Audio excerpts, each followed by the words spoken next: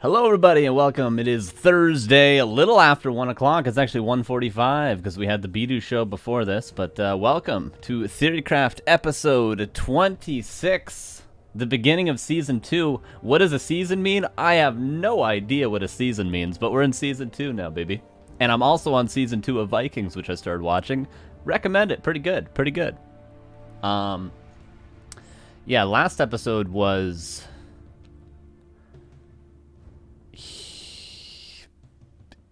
Human Day? Orc Day? Orc Day. We did Orc Mirror last time. Should be episode 1 then? Yeah, but, you know, then it would get a little bit confusing, and I'd have to put season 2 in every single title of every video. So I just like the more the idea of there being a season, you know? Yeah, last episode was Orc Day, right? We did Orc Mirror. We did Defending CORSAIR Firelord with Blade Master, right?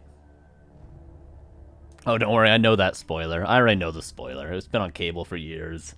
You know, the rule with TV shows I find is, you know, if it's been out, I don't actually have a clear cutoff, but if it's been out for, like, let's say 5 years, if you're complaining about spoilers, you know, get out of town. Get out of town.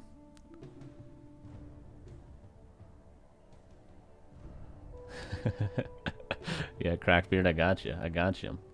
And those of you that are astute viewers may realize that I actually said at the last episode, today was going to be Undead Day.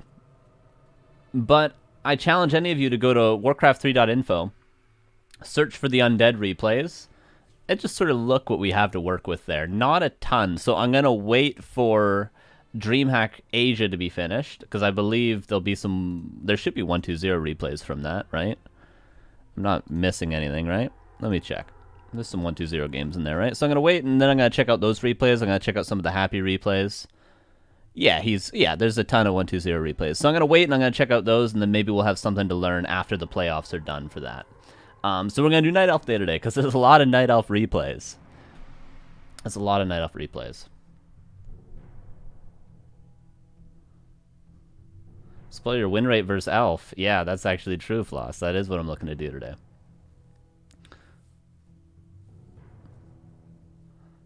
The Titanic will sink.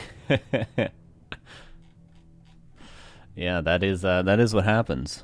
You know, they could fit. That was on Mythbusters. We're talking about movies now. I gotta do a show. That was on Mythbusters. They could have fit 2 people on that door.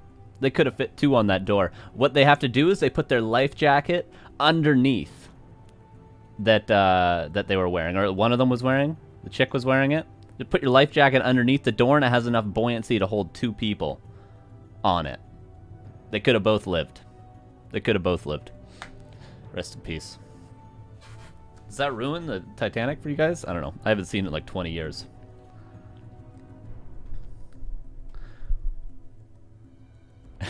We deserve it after suggesting orcs to raider bat lame elves. Well, you know, it's tough to beat Demon Hunter. I will probably actually, and I know this isn't what you're saying, Alter Ego. You're actually saying the opposite of this that I should do. I might do an episode on laming eventually.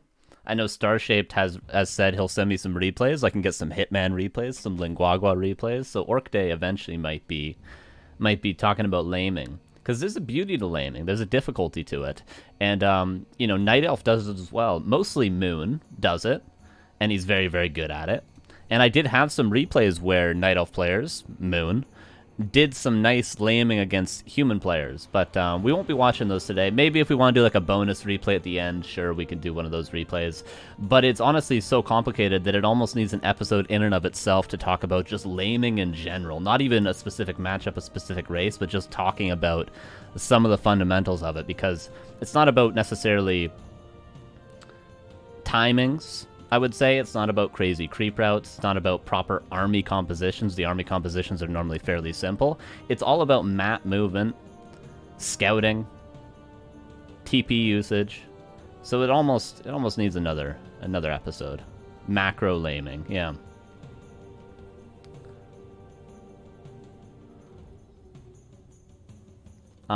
Yeah, so let's talk about today's episode, shall we? So that's why we don't have an Undead Day today. But That'll be the third week of this month, right? That'll be on the 26th. The 26th we will have Undead Day, because next week, the 19th, will be Community Replay Review. Thank you to RLJ23 for the 14 months. That's 1 year and 2 months, baby. Appreciate you. Thank you so much. Yeah, so next week is going to be Community Replay Review. I already got a couple of them, but we'll go over to the notepad. You guys can pull your notepads too if you want to. I mean, that might help. Here we go. And if you want to send me your replays, you might be asking yourself, how can I send you my replay, Carson? Well, you can email me them at carson@backtowarcraft.com. You can send it there. What's up, Scription? How's it going, brother? You can email me there. That's probably the easiest way. But another way that guarantees I don't miss it is if you go to discord.backtowarcraft.com. That will allow you to join our Discord. And then once you're in our Discord, you can join the TheoryCraft channel, and you can just post your replay in there. I catch every message in the TheoryCraft channel, and if I don't respond right away, don't worry, I do respond eventually. So if you need to get a hold of me, you want to send me a replay, you want to ask me a question, always in the Discord will I respond. Emails are a little bit more, you know. Like, if you don't use Discord, sure, email me, but if you use Discord, Discord is probably the best way to get a hold of me. And you can put the replays in there in the TheoryCraft channel, and that's how you can send me them.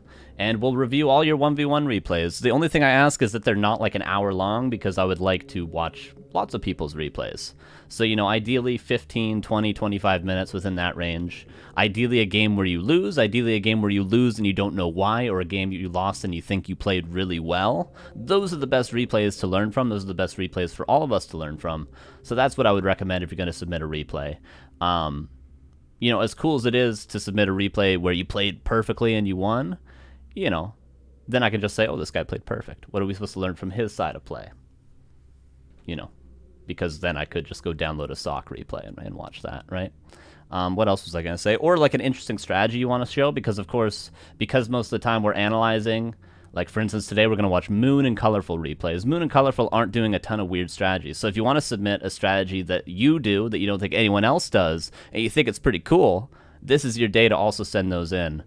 We've had cool cheeses before, AP rushes. I think we've had Tauren Chieftain first and stuff like that. So if you want to send in a cool strat to sort of showcase it, that's another side of this too that you guys could absolutely do. Pretty cool, right? Should do an analysis of Lucker vs. Grinchy from the ESL Americas. I did actually get a submission from last ESL Americas from a game that we didn't cast. AM, MK Pally, Nightcopter. Yeah, never seen that before, Description. Never seen that. Surely. Yeah, somebody sent me a replay from ESL Cup that we're going to be doing next week. So, yeah, so that'll be on the 19th. And then on the 26th, we'll have Undead Day for you Undead players. And that'll be the month. That'll be the month. And then we'll start up again next month with Orc and Human. And, again, Community Replay. And maybe we'll do an interview next month in September.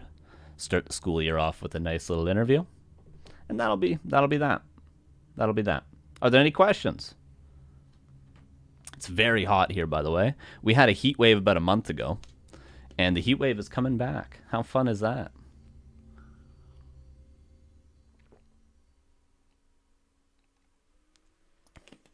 Are bots allowed?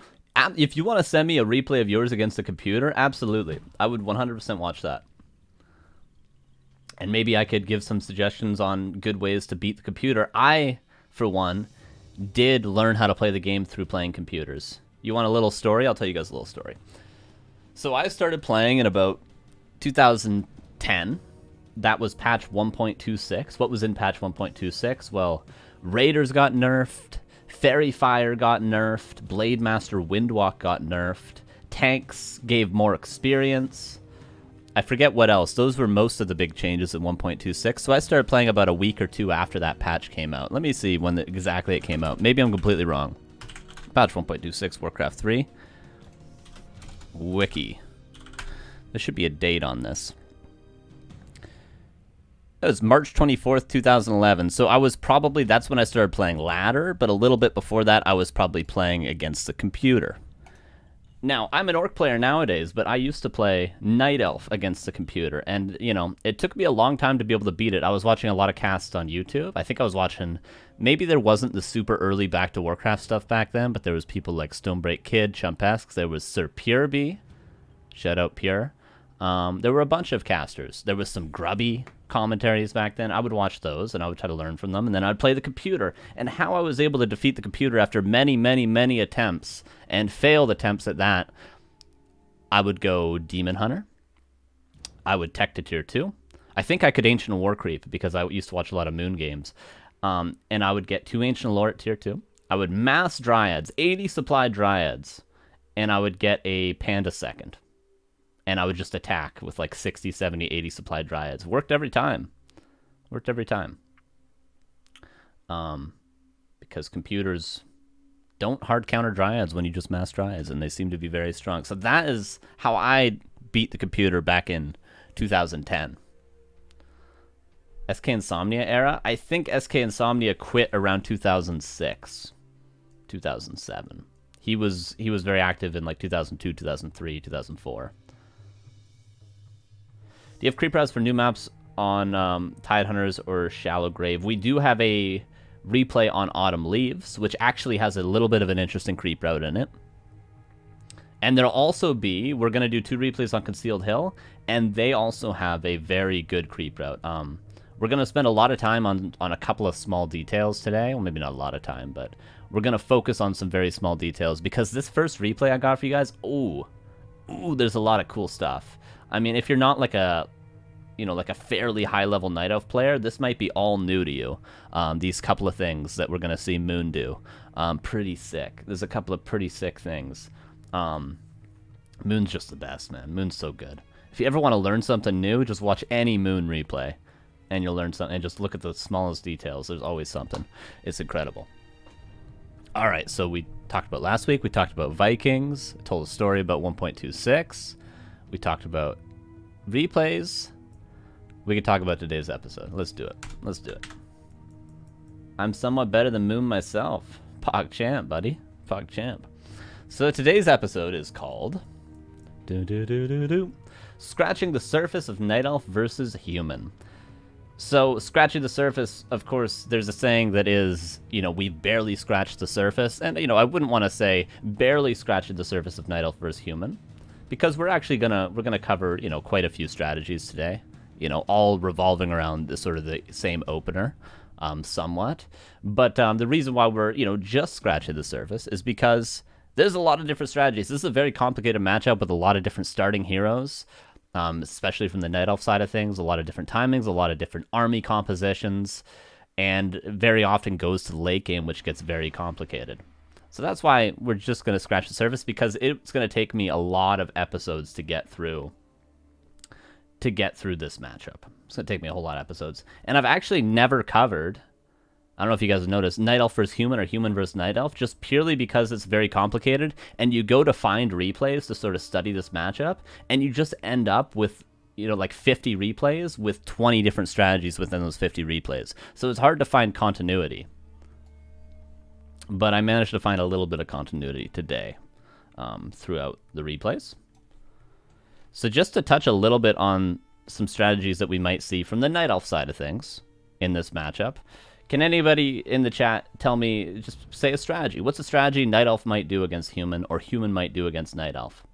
What are some different strats, just to get an idea of the complexity of this matchup? And we're going to cover, 2.5, 3 strategies today. Keeper DH Bear Break. Cool. Keep that in mind, Panic. Keep that in mind. Mass Mountain Giant Chimera. Incredible. Incredible. Mass Moonwells. Wow. Wow. Yeah, so let's do Keeper DH. I would call this actually macro style, is what I would call this. And then I would call Keeper Panda, I would call an aggro style in the standard games. What do we have? We have Warden in there, you guys said, for sure. Triple Orb MGs. Sure. We call this like a late game sort of approach. Yeah, AM Blood Mage versus Keeper the Grove Panda, for sure. That's a very standard. Wisp-Rush, Keeper Panda, yep. Fast Expos, absolutely. Fast Expos from the human side of things. Nobody actually... You guys missed one. You guys missed a very important one. What did you guys miss? I haven't seen it yet.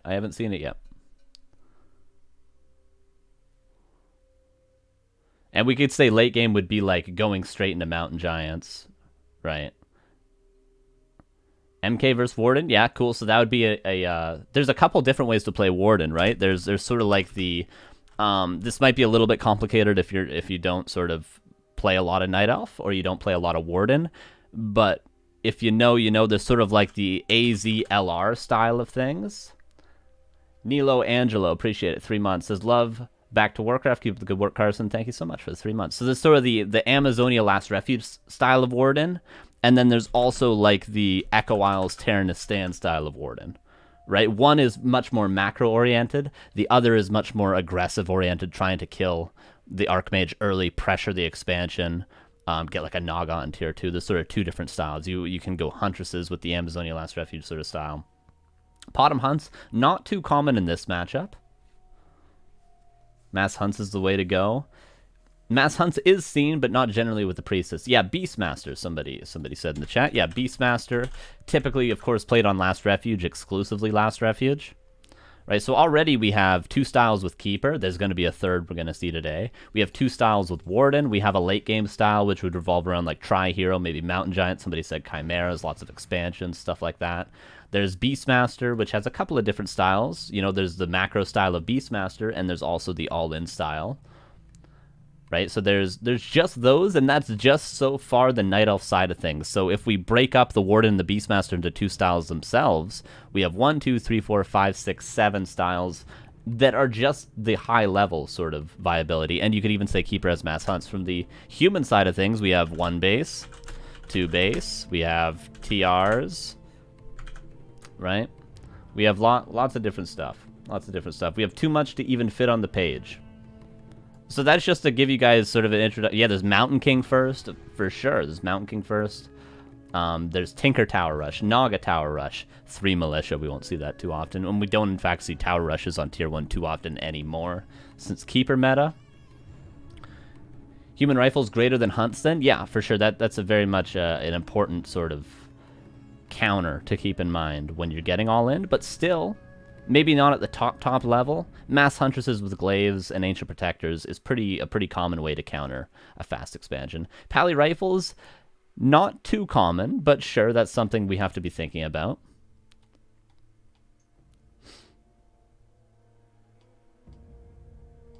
Yeah, so there's a ton of strategies. 2 racks, footies, aggression from the start, for sure, man, for sure. Human Tier 2 Tower Rush. Yeah, so like that Archmage, Blood Mage 1 base push that we see. The Archmage Naga 1 base push. Lots of different timings with that. Yeah, Human can play like a tank style where they go quick 3rd base and play heavy macro. For sure. So like Tier 3 styles with Human. So that's why our title is Scratching the Surface. Because literally there's so many strategies. And you know, not every one of the strategies we've mentioned is obviously viable at the highest level. We're going to see Moon against Chaemiko. We're not always going to see these strategies. If they were to play like 200 games together, maybe we'd see all these, but not in like a standard best of 5 are we going to see all these different styles. Because there's, you know, some strategies that are better than others, of course, that are more common. But there's a lot of depth. A lot of opening heroes, and a lot of different timings and cheeses and all-ins. And this comes into play a lot because, of course, going into a match, you don't always know what your opponent is going to do. Of course, it's a strategy game. So scouting becomes very important, which makes this matchup difficult. And you not only have to scout actively, but you also have to know what you're scouting for. So you have to know what the tells of all of these different strategies are. When you send a Footman or a Wisp, you know, or a Treant or a Water Elemental into your opponent's base, what are you scouting for? Like, oh, he hit Tier 2 and his altar is flashing. That must mean he's going Demon Hunter second with a Keeper first. So that means he's playing a macro game. That means I don't have to tower too much at my expansion, so I can skip the double Arcane and second guard tower, and I can just go straight to 2 Barracks Rifles and all in. That's just one tell. And it gets very complicated for these reasons. And we're going to go into more details on exactly what I just said, but like, that's why I've sort of avoided this matchup a little bit. That's why I've avoided it a bit, because it's complicated. It's complicated. So you might be asking, okay, that's a lot of strats. What are we going to cover today? What are we going to cover today? Well, we're going to just to simplify, we're going to be mostly talking about Keeper versus Archmage Expo. So there's going to be no one base from the human today. There's going to be no Mountain King first. There's going to be no weird cheeses. It's going to be Keeper with a couple variations. We're going to, in fact, look at 3 variations of Keeper first. One sec, I got to let my cat in. We're going to look at 3 variations of Keeper first versus an Archmage Expand. One sec. Come on, kitty. You guys might see some reality. One sec. Come on. Come on, get in here. Get in here, you know. Get in here, partner. All right.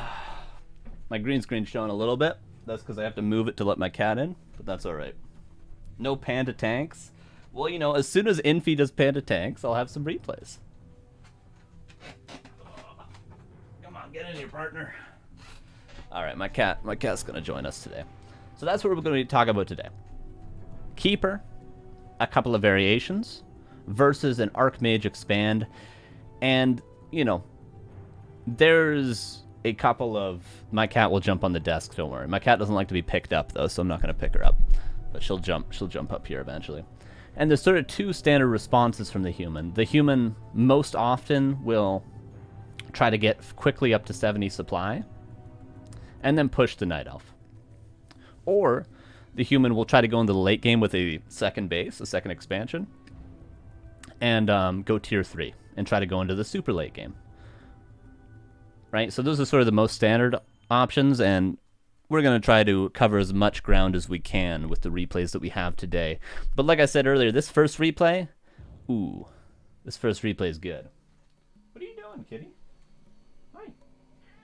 Hi. This first replay is going to be real good, and we might watch this first replay. We're not going to watch the whole thing multiple times, but we might, you know, restart it, and I might show you guys some details, because Moon has a very sick game plan here.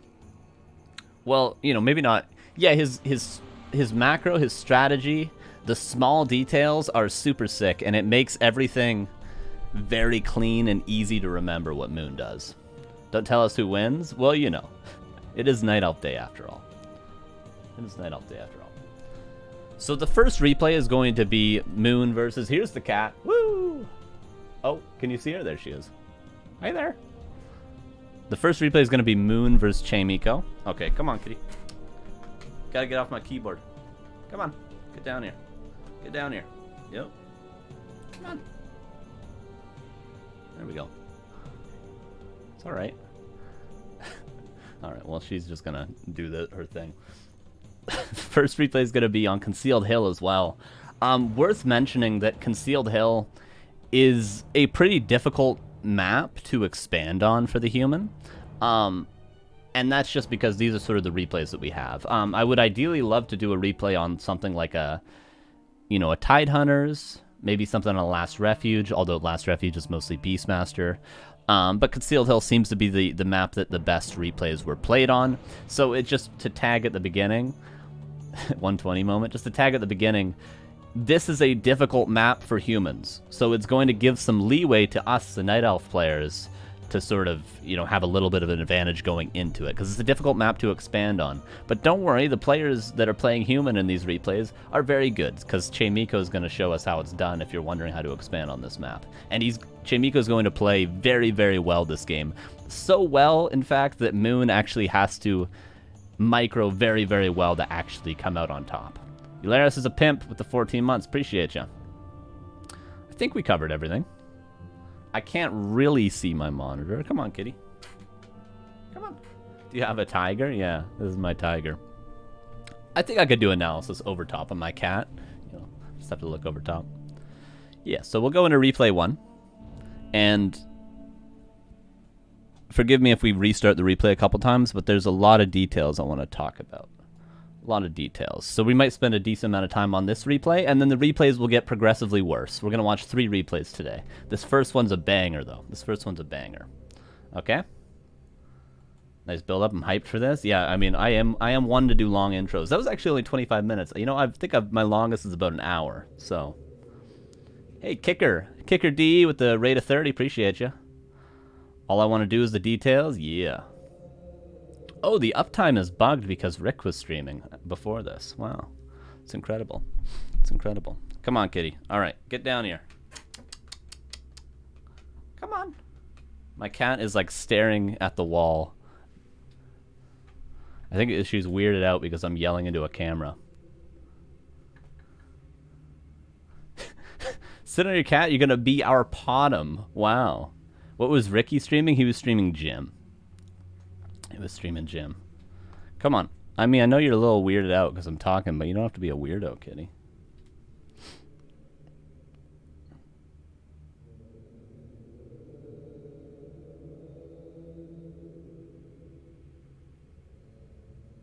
All right. Okay. So, okay, here's replay one. Sorry for the delay. I'm waiting to see if my cat moves. And I don't want to move her because then she's going to get all upset and it's going to bother her. But, yeah, we'll just jump into game one. Moon versus Chaemiko. Here we go. So, the first detail we're going to see, there's actually a couple. We're going to see not so standard of a build order. Now, anyone in the chat, can anyone in the chat tell me what you expect Moon to do here? What do you expect, Moon? What do you expect the opening build order to be? And what do you expect his initial creep route to be? Anyone in the chat? Anyone in the chat? It's all right, kitty. Anyone in the chat?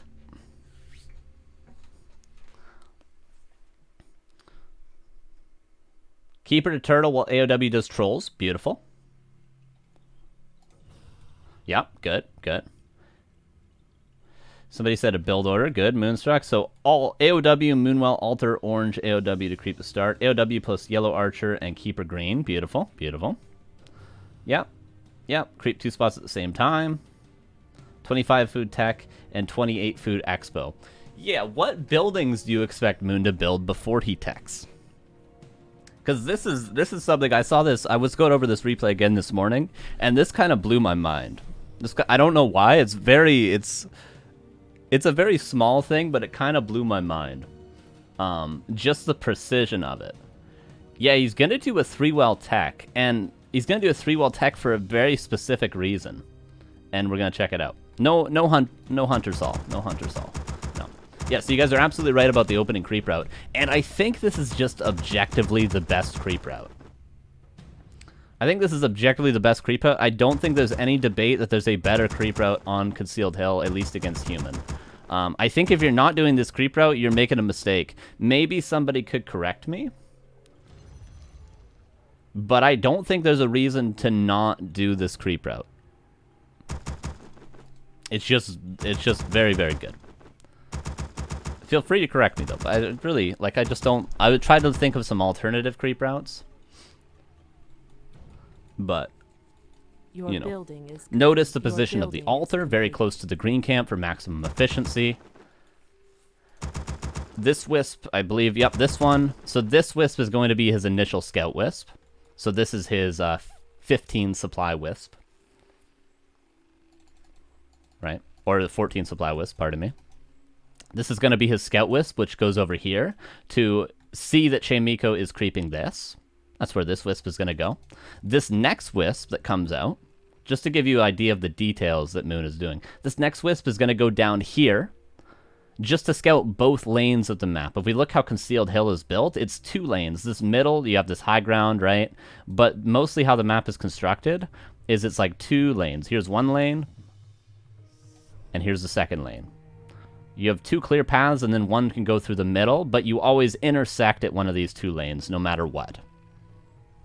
Right? And you can go through here, but you always intersect at one of these 2 lanes. So Moon has a wisp, he keeps a wisp like right here, and he keeps a wisp at least at the start of the game like right here or right here. So he has a clear scout of both paths just so there's no funny business going on. And he sends these 2 wisps initially while the rest of them mine lumber, so he can get a second Moonwell perfectly on time.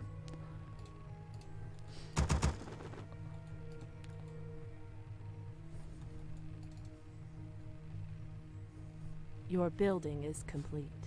Archer's gonna come out. Moon's going to build that second moon well once he can. See, this wisp is now going down towards this area. We actually saw where the rally was. It was to this tree right here, and then this wisp is going to go over here just to see where Chaemiko goes initially. Here's the second moon well, and here's the build order. Here's the build order for Moon. This wisp that just built his second moon well, right at 40 lumber, right? This wisp. This wisp is going to immediately build a third moon well after it finishes this bad boy. And he's going to tech on 10 wisps. No shop trick, no nothing. We're going to see the shop trick a little later. If you don't know what that is, I'll explain it when we see it later.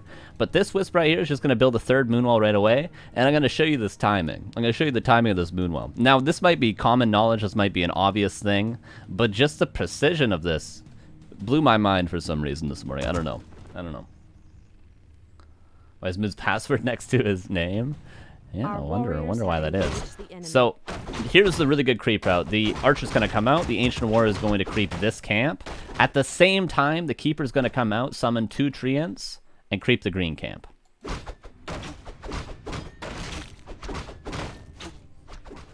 Here's Keeper. Summons the Treants from these trees, because it's faster. Everything is faster for Moon. Everything is all about efficiency.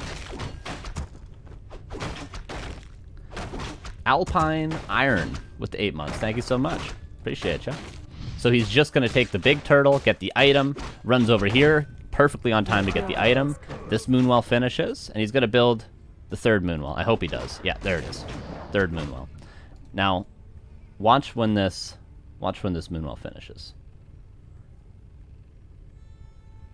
Hope you watched the VOD for yesterday, Neo and Todd. He was talking mad shit. No, I didn't actually watch it. I only watch when I win, Alpine.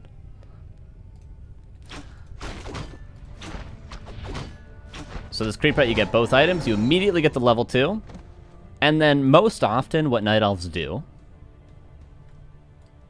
is they'll actually run down here and they'll creep this with another set of Treants. Moon's not going to do this in this replay because he sees an opportunity to actually kill this footman. So he's gonna kill this footman. But we're going to see later on, we're going to see in a different replay, a Night Elf player actually creep this. But this is why the creep route's a bit different. That's alright. Todd has earned the right to talk shit. He's earned the right.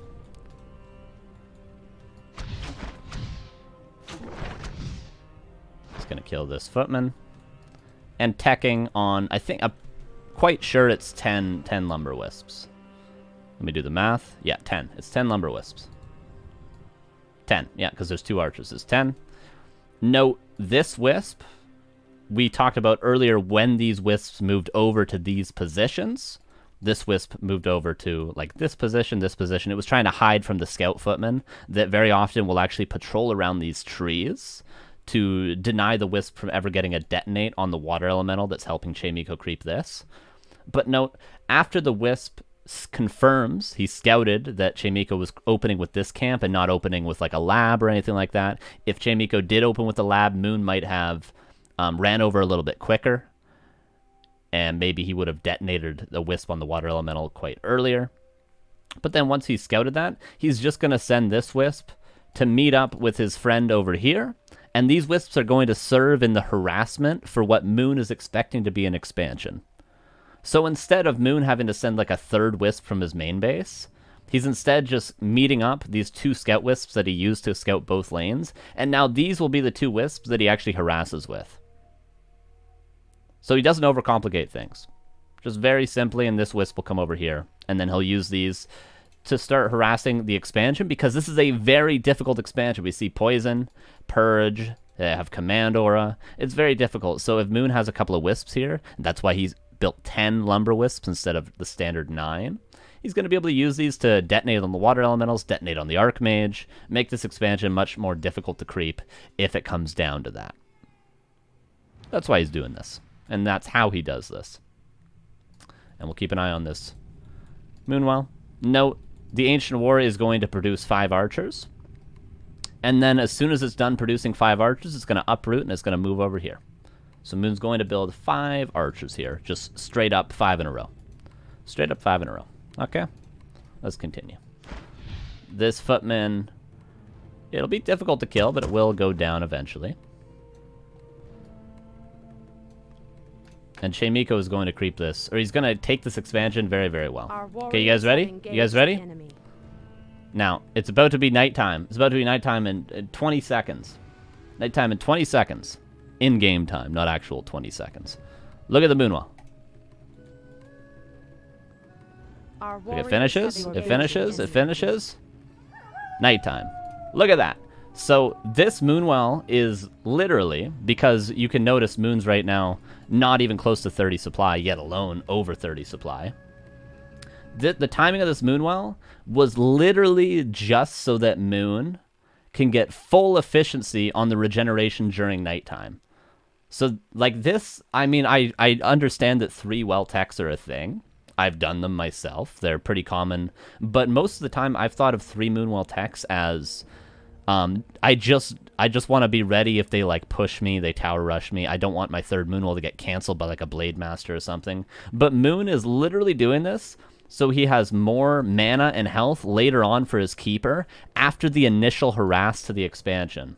You might be asking yourself, how much extra Moonwell mana do you actually get from this? I think it's like 80. I think it's literally just 80. Whereas if you were to build your Moonwell after the tech, you'd lose that. It's in the range of 80 to 100 Moonwell mana. But we see all of them are exactly the same now. They'll all start to regenerate. And, yeah. So that's pretty neat, right? That's pretty neat. So far, there's two cool little details that Moon has done. Well, 3. The creep route, if you didn't know about that, although a lot of people in the chat said that they did, and they were entirely correct, which I think is just the best creep route. There's this 3rd Moonwell timing, which is just built immediately after the 2nd Moonwell at the same Wisp. And then the other small little detail was these 2 Wisps. They're used initially to scout both lanes of the map. This Wisp was used to scout the initial creep route of Chaemiko, and then they meet up and they serve as the 2 harassing Wisps that Moon wants just to try to force Chaemiko to have a little bit more of a difficult time creeping. Right? So there's 3 little cool details so far. Let's remember this Ancient War is still going to produce 5 archers, and then Moon is going to immediately uproot it and prepare it later for creeping. For now, Moon's entire focus is just going to be on delaying what he's assuming still to be an expansion, and knowing Chaemiko it almost always will be. He's just going to delay the expansion and try to do damage to the expansion as much as possible. And this is going to be consistent with all Keeper openers. You're going to creep level 2, and you're always going to attempt to harass the human's expansion and do damage to it. That's always going to be the case with Keeper. It will be the case with other heroes as well, of course, although Beastmaster you might creep level 3 sometimes, Warden you might creep level 3 sometimes. With the Keeper you're going to creep level 2, and you're almost across the board always going to come across the map and try to harass this expansion. So this is pure standard. There's just a couple of different things Moon has done this game. So that's going to be Moon's goal right now. He's also going to buy a Staff of Teleportation when he can. Moon almost always buys a Staff of Teleportation, and for very good reason that we'll touch on later. Now, Chaemiko defends this extremely well. I'm going to show you the full vision of the map right now. Chaemiko has crept level 2. He crept this camp, and he crept this camp. He's got his Footman and his Water Elemental pressuring where he knows Moon will be, because I said earlier, this is the standard place to creep next, before you go and harass the expansion, but Moon chose to chase the Footman that he killed over here.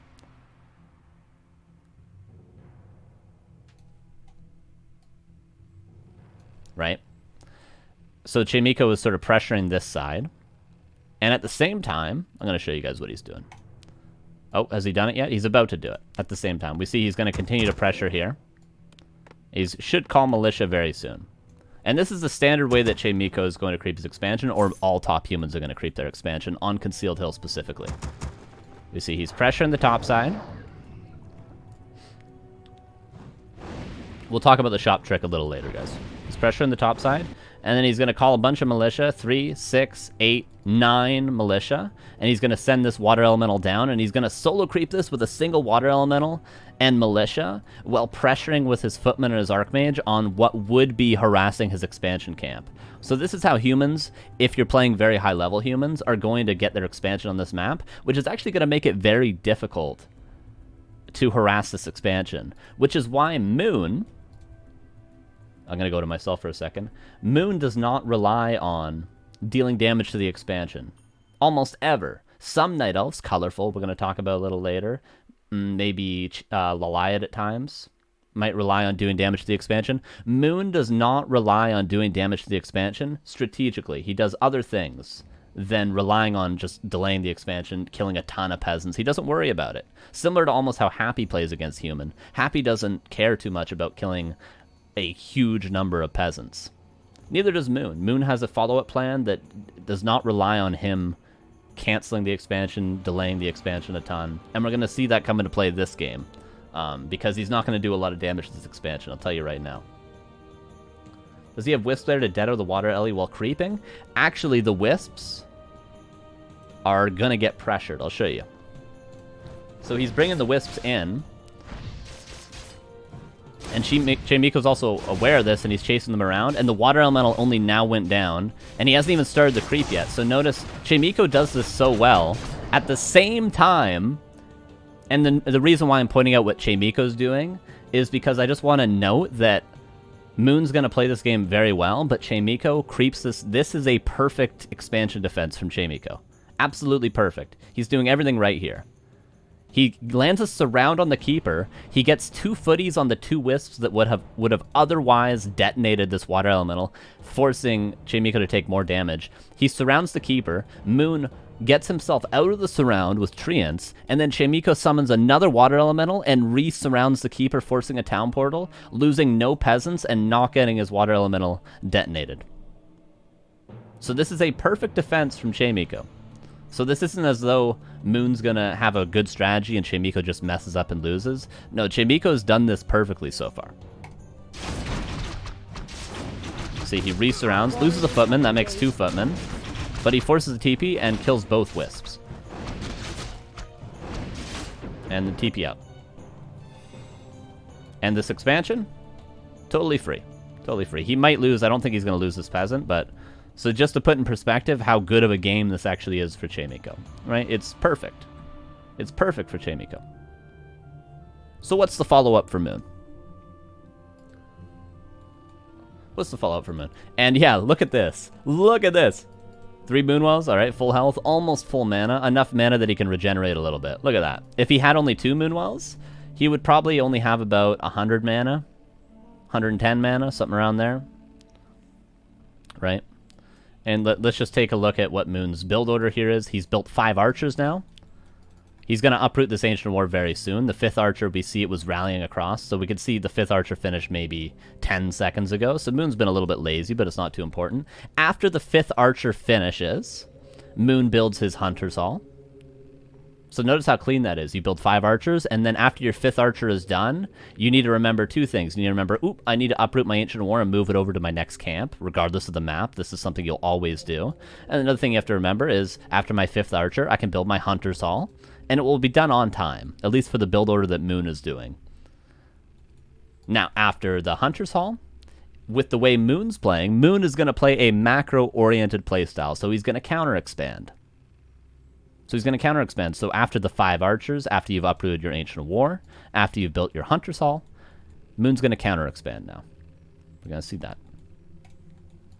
I don't think he builds his 4th Moonwell before counter-expanding. I think he does. Yep, and there we go. And notice the gold. 16 gold Moon had. 16 gold. That's without selling any items. That's with only creeping 2 camps. That's without, buying boots or anything yet. 16 gold. So it works out perfectly. We see the Ancient Ward's not going to move over. That he could build these 3 Moonwells. He could build 5 archers. He could build his Hunter's Hall. And then, what do you know? You have your expansion perfectly on time to line up after your initial harass. Or during your initial harass of the expansion. So Moon realizes, I'm not going to be able to delay this expansion a ton. In fact, I didn't delay it at all. I didn't even kill a single peasant. I only killed 2 footmen so far. So he says, I'm just going to counter-expand because how else am I going to deal with the 2 base economy of the human? I'm just going to counter-expand. And now what's Moon's goal going to be when the harass is over? It's going to be to creep Keeper level 3. Why do you creep Keeper level 3 as soon as possible, chat? Why might you feel pressure to do that? Why isn't Moon instead just running across the map again to try to kill some peasants? Why does he feel like I need to creep Keeper level 3?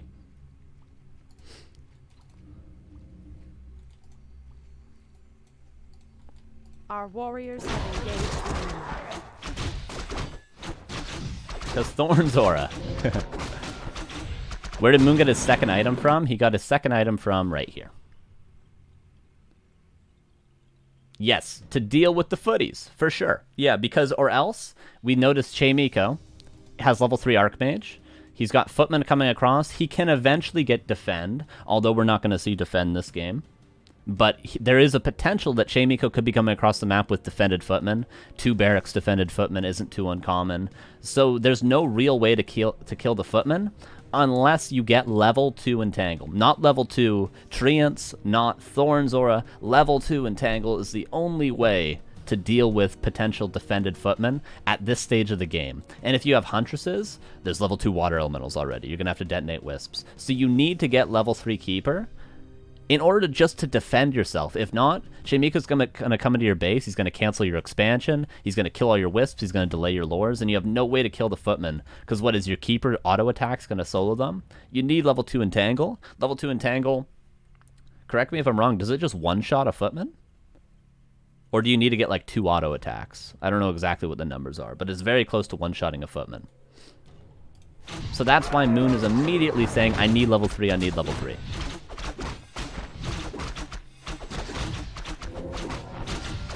Yeah, this is quite the bad Keeper name, I'll give you that for sure. Two autos and a level 2 Entangle. Thank you, that'll kill a Footman. Moon's going to take some damage now, so Chaemiko continues his streak of playing extremely well. He's going to do some real damage here. Your building is complete. Our warriors have engaged the enemy. We're going to see 2 Wisps go down, and we're going to see Moon detonate both these Wisps just to kill this Water Elemental, because look at his experience. He needs 9 experience to get level 3. And he's going to, although he may have just lost these Wisps anyway, he's just going to detonate this Water Elemental just to say, screw it, I need level 3 and I want to kill these Footmen. So he's losing 4 Wisps here. And remember, he lost 2 earlier. He's lost 6 in total this game of the 10 that he built. So he's going to have to rebuild some, of course, just out of necessity on tier 2. But he's going to detonate these 2 just to get level 3 ASAP. If not, if he wasn't pressured, he probably could have gotten it from this camp or even the remaining turtles here to get level 3. And note Staff of Teleportation, which is going to come into play in a little bit. Our warriors have engaged. See, he detonated the Water Elemental, and now he can really kill these Footmen quite easily. And there's no way he's going to lose his expansion, because if he needs to, he could even level 2 Entangle the Water Elemental.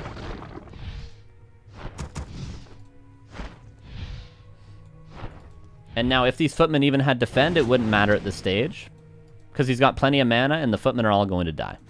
And Chaemiko's even attempting to cancel his expansion, but level 2 Entangle is going to make it very difficult. Hey, Jenny, thanks for the raid of 70. Appreciate that. Thanks so much. And just look how many Footmen Chaemiko's going to lose, and it wouldn't be any different if he had Defend currently, because the Entangle would just kill all of them. So it's a lot of Footmen. I think 7 Footmen have gone down. Notice the Water Elemental would have been able to cancel this tree, but the Entangle ensures it's impossible. Yeah, that critter actually cost Chaemiko a Footman. Chaemiko also has a Staff of Teleportation, so he's going to use it to get away. Your building is complete. And now this is another small detail, Tree of Life finishes. This is an interesting detail, and I'm not sure. I'm actually going to restart the replay and just show you guys, and you guys can give me your opinion on this. You can give me your opinion. Because watching this, I wasn't exactly entirely sure if this is what Moon was doing. But let me go back to the 6-minute mark. And you guys can give me your opinion. Because there's always a chance that Moon just made an error. Now, so Tier 2's been done this entire time. Right? Tier 2's been done this entire time. Spoiler alert, Moon's going to go Demon Hunter double Ancient Allure. Well, at least 1 before Tier 3. Right? He's going to get, so he wants to get a Demon Hunter. He doesn't need to go to the tavern to get a Panda or a Naga or anything like that. He wants to get a Demon Hunter. Right now, he's not building the Demon Hunter.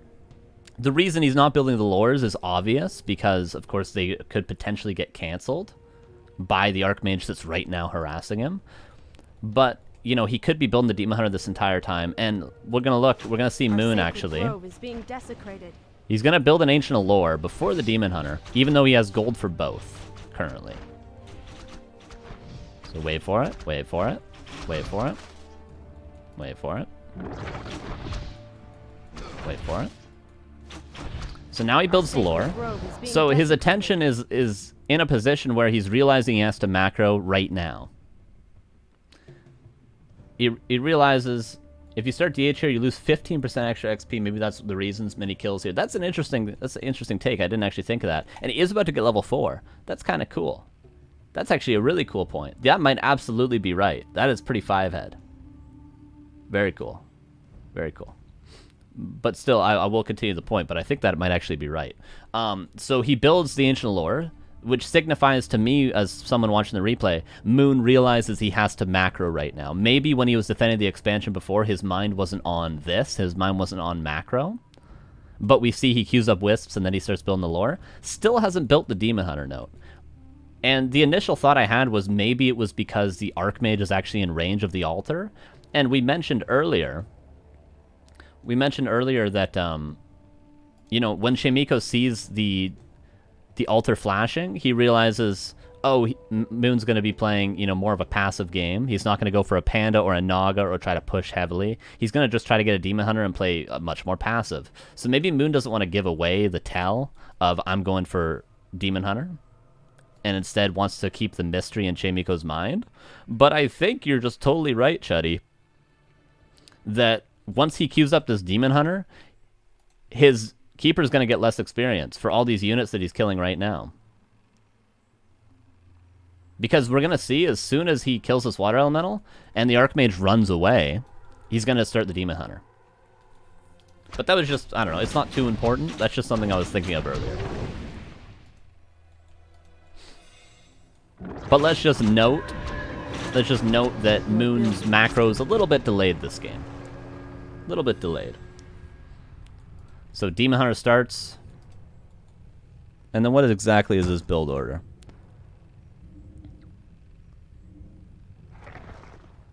So he's going to get a second lore and Ultra Vision right now. He gets Ultra Vision pretty much ASAP. He's also going to get a second lore. Yeah, you lose, as soon as you start this hero, you lose 15% experience that you gain off the tier 2. Which is something I've never actually seen somebody so visibly think of. But we can notice Moon's about to be level 4 Keeper. Pretty crazy. That's a pretty crazy, like, Moon is so good, dude. Note the Ancient War's over here. It's chilling. Yeah, I guess that totally makes sense, because the Demon Hunter would have been earlier, yeah. But the Demon Hunter, the first camp the Demon Hunter wants to creep is this expansion anyway, so he still needs to wait for the Tree of Life to walk over there. Maybe he can creep these turtles in the meantime, but you might as well get that extra experience. Yeah, very cool, very cool. Yeah, that's something that when I was watching the replay, I didn't actually know why, so I figured I'd ask you guys. I didn't, yeah, I was like, why the hell hasn't he started his DH yet? Because Moon almost always plays DH, by the way. This style we're seeing is almost always how Moon plays against human, at least recently. Yeah, DH could be creeping the lab while it's walking. Yeah, true. I mean, the DH would have been out maybe 20 seconds earlier, so it would have been coming out probably about right now. Level 1 hero takes 55 seconds to come out. But he's going to get level 4 in the Keeper from these turtles, so... Alright, and now we move on to the Staff of Teleportation. I told you guys we were going to focus on a lot of the small details, and that's what we're doing. But the other replays are going to be much more easy breezy. But this is such a dense replay from Moon's side of things that I wanted to really touch on all these. So the Staff of Teleportation that Moon purchased when he crept this earlier. We remember when he was very close to level 3, and then he detonated that Water Elemental over here. That's when he bought the Staff of Teleportation, and now what Moon is doing is he's looking for the Footman. He's looking for the Footman because he knows he can just, every time there's 75 mana, he can just kill a Footman.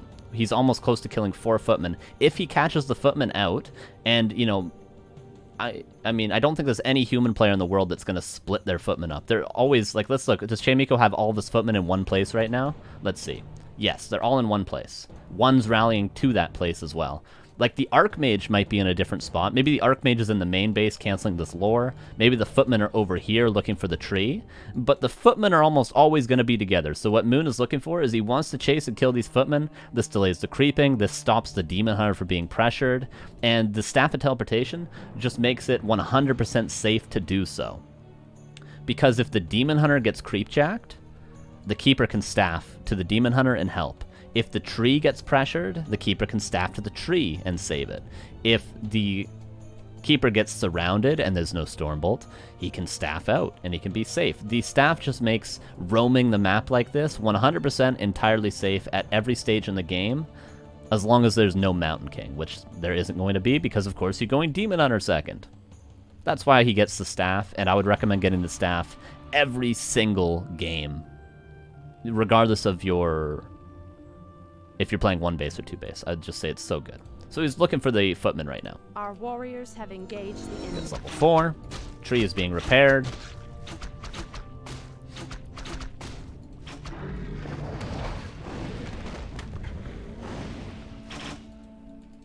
And he's just rebuilding the wisps. Moon wants around 7 or 8 lumber wisps before he techs to tier 3. He's also going to get 1 dryad from here. And this lore's a bit delayed because of the macro issues we talked about earlier. But normally he'd get 1 dryad and abolish. But in this case, he's going to get 1 dryad and then abolish.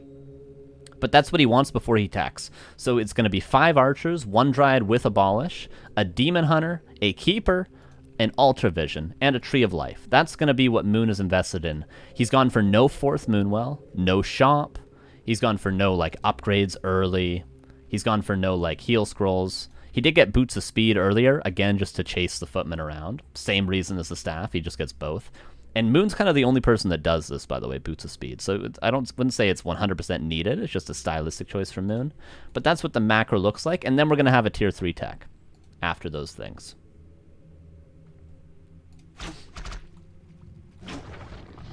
Research finished. Did you support two staff in the same shop as 2 boots? I mean, yeah, stealing a staff nowadays, 1 archer falls, making it 4. Having like 2 staffs nowadays would almost be as impactful as having 2 pairs of boots once was. Because stealing the staff of teleportation, especially in, say, Orc against Night Elf, or maybe Undead against Elf, mostly X against Elf, is very impactful. But, so maybe.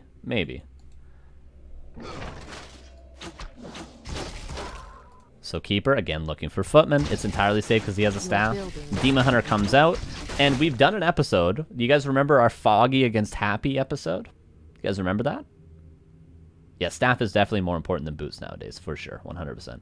You guys remember our Foggy against Happy replay? Remember I mentioned that replay. If you're able to solo creep your Demon Hunter at this expansion, you're feeling real good.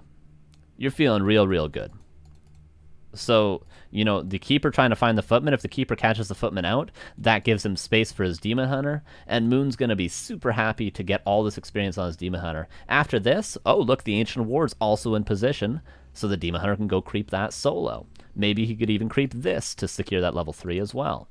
So Moon's very happy in a very good position. He's just trying to get his Wisp count up, because he lost 6 Wisps earlier, and this means 7, 8, 9 in total, because he built 3 buildings and lost 6 Wisps. So he needs to get that Wisp count up to about 7 again. Let's see. 1, 2, 3, 4, 5, 6, 7. He's even got 8, 9 Wisps. So he's getting it back up to 9. And then he's going to attack. But I'd say at least 7, because again, we're going to be able to get a Shredder later on if we need it. We can totally get a Shredder. So I'd say 7 minimum is where we should be at. And we're going to have Dryad, and we're going to have Abolish, and then we're going to have Tier 3 Tech. Our warriors have engaged the enemy.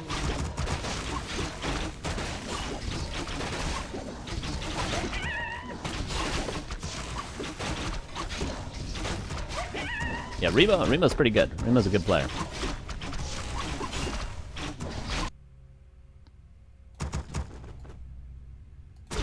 Still looking for the Footman, because really what else is the Keeper supposed to do? It's good to kill Footman, and the Keeper can on its own, and you want to give solo experience to your Demon Hunter, so.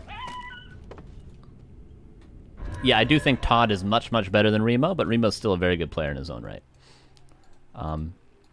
Moon's going to queue up a second Dryad, but no one worry. No one worry, okay? This is a lie. The second Dryad is a lie. Research finished. Second Dryad's a lie. Our warriors have Oh, look, Staff of Teleportation. A little bit of a risky staff. But look, the Demon Hunter is able to solo creep on his own, and an army that would be really scary if, say, like, the Keeper was level 2 or something, or you had like a level 3, well, level 3 warden might be, like just a demon hunter right now and like a panda creeping over here, if you had just a demon hunter level 3 over here, this army would be very scary. This army would even threaten to kill this Tree of Life. But because this keeper is level 4, even if it was level 3, it'd be the same story. Because this keeper is high level and has Entangle level 2, this army is no longer a threat of killing this expansion, and the demon hunter can actually creep at the same time. And because of the staff, again, this expansion was always safe. Why not eat trees with the tree instead? He uses the wisp to repair and loses resources. He just wants to get this expansion mining as quickly as possible. He also wanted to cut the amount of time that Chaemiko had the opportunity to cancel this Entangled Gold Mine. The earlier you root this, the quicker this Entangled Gold Mine starts. The quicker not only do you get to mine, but also, you know, Chaemiko might have just canceled this gold mine if he wanted to right now. But instead he wants to actually try to kill the tree and kill the wisps if possible. Our warriors have engaged the enemy. Yeah, and you do literally get more gold if you just repair and instead start mining quicker. And we see he's actually able to cancel the Entangled Gold Mine. But still, the Demon Hunter's creeping to level 3 in the meantime. This will be level 3.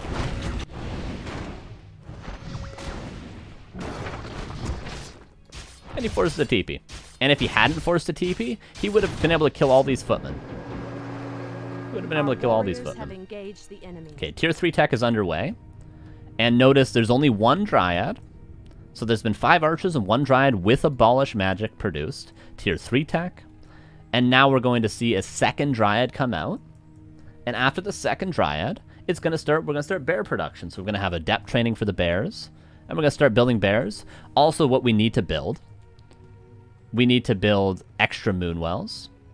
Not to go to 50 supply, because this Tree of Life was essentially our 50 supply moonwell. That's why we only have 3 moonwells here, of course.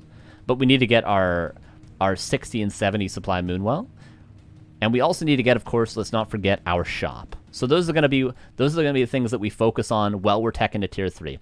Second Dryad, Adept, our first couple of bears, our last couple of moonwells, and our shop. Very, very important for our shop to be on time. We need orb. We need orb.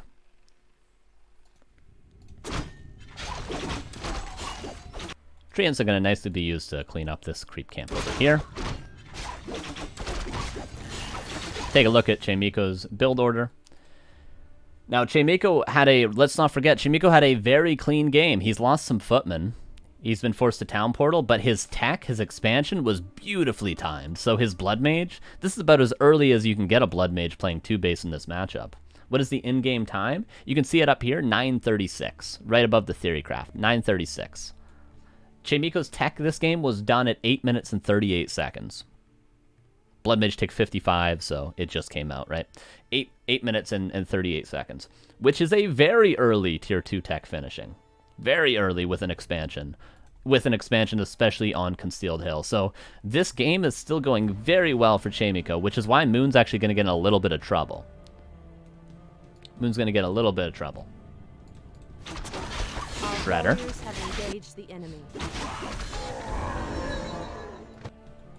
Wisps go across. Let's talk about, yeah. So Moon actually, remember, Moon built 9 wisps. He made sure he had 9 wisps. He actually lost one of those, so he has 8 lumber wisps currently. But I suppose the reason why he went up to so many wisps before teching is because he wants to buy a shredder, and instead of building more wisps at this Tree of Life, he just transfers them over. So that's why he built, I recommended just 7 before teching, but it would have been 7 plus building them at this expansion to saturate the gold mine. Moon instead just builds them before he techs, and then transfers them over. Here's that second Dryad we're talking about. Our warriors have engaged the enemy.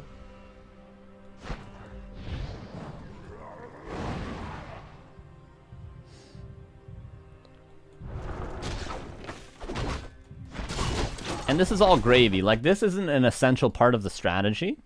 Getting this red camp. There's a world in which Chaemiko comes over and creepjacks and Moon can't actually take this. But this is all, at this stage, what I like to call, it's all gravy. So Moon's gotten his level 3 Demon Hunter. He got the Shredder that he needed. He's macroing up. His expansion is safe and sound and soon to be mining. So all Moon's trying to do now is he's just trying to wait. He's trying to wait, and he's trying to get his bears out as soon as he can with his tier 3 tech. And he's waiting and biding his time because he's expecting from Chaemiko, and this is the standard way for Chaemiko to play and top humans to play. Can you tell me what he's expecting, actually, chat? Does anybody know? What is Moon waiting for? What is he waiting for? What is he preparing for? That's a quote from Vikings as well, actually. Talking about Vikings. What is he preparing for? What is the standard thing to be expecting at this stage if you're the Night Elf player? Your expansion just got rooted. You're waiting to get to tier 3. The human got a very clean expansion.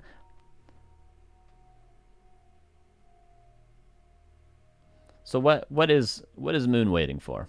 It's waiting for Dragonhawks. That's a cool point, AKM. That's a cool point. But not on this map, most likely. Not on this map. But still, yeah, that is often a strategy, yeah. To talk about strategies from earlier. Mass Dragonhawks if you get clean expansion, for sure. Yeah, he's waiting for the Rifle Caster push. Or, you know, the tier 2 push. Of course, it's going to be a Rifle Caster. Chaemiko's choosing to go 2 barracks this time with a single Sanctum. But yeah, often what humans are going to do, they're going to try to get an expansion up cleanly. And then they're going to scout. They're going to see, is my opponent, I'm the human now speaking, is my opponent expanding, or are they playing one base? If the answer is my opponent is expanding, I'm going to focus on getting to 70 supply as early as possible, between like 67 and probably 75 supply as early as possible. And then because you're expanding a little bit later than me, and because I know you're going to tier 3, because it's difficult to win without bears against human, I'm just going to push you with 70 supply. Very often is that the response when the human gets a clean expansion up, which Chaemiko has done in this game. Very clean. No peasants lost. I am the human. Yeah, I am not a robot. So that's what Moon is waiting for. He's preparing for, he's expecting this 70 supply push to come in the next couple of minutes. That's what Moon's going to prepare for. So confused. Moon is Night Elf and not human. So that's why this is all gravy right now. Moon is just, doing a couple of intermediate moves while he's waiting for the push. But this isn't like an essential thing to do to hold the push. It's going to help. But this isn't like needed. Like getting this lab and getting this expansion with the Demon Hunter to get level 3, that was needed because you need level 3 Demon Hunter. But this red camp is just the gravy on top. Just the gravy on top. Our warriors have engaged the enemy. So like I mentioned, the tier 3 is underway, and we're going to get Adept for our bears. We're going to get our first bears out. We're getting our shop to be on time with the tier 3. When the shop finishes, of course, we want to get Orb of Venom and Staff of Preservation on our keeper, and our 60 and 70 supply Moonwells, because we want to break ASAP. Where's the AP? We're going to touch on that. How long ago was this replay? Let me figure out. I'll figure it out for you right now. Let's see. Moon. Boo, boo, boo. Probably pretty recently. Within the last month.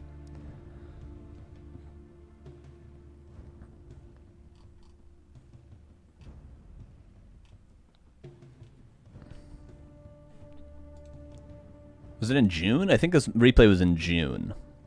So a couple months ago. Somebody can confirm. It might be a little bit older, but that's how things work around here. I think it was in June. So that's it. Yeah, so he's just preparing for the push. He's not preparing with an AP or anything. We'll talk about how he's going to defend this push. What does Adept get you? It gets you, what does Adept get you? Does it get you Rejuve? It gets you Rejuve, right? It gets you Rejuve. Yeah, it gets you Rejuve. I was like, just get you Roar Rejuve for a second. And of course, all Adept trainings also get you additional mana and health, too. But yeah, it gives you Rejuve. You have Roar by default, and then Master gets you Bear form.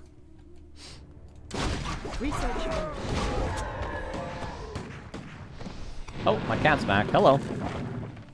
Come on. Come on. Come down here.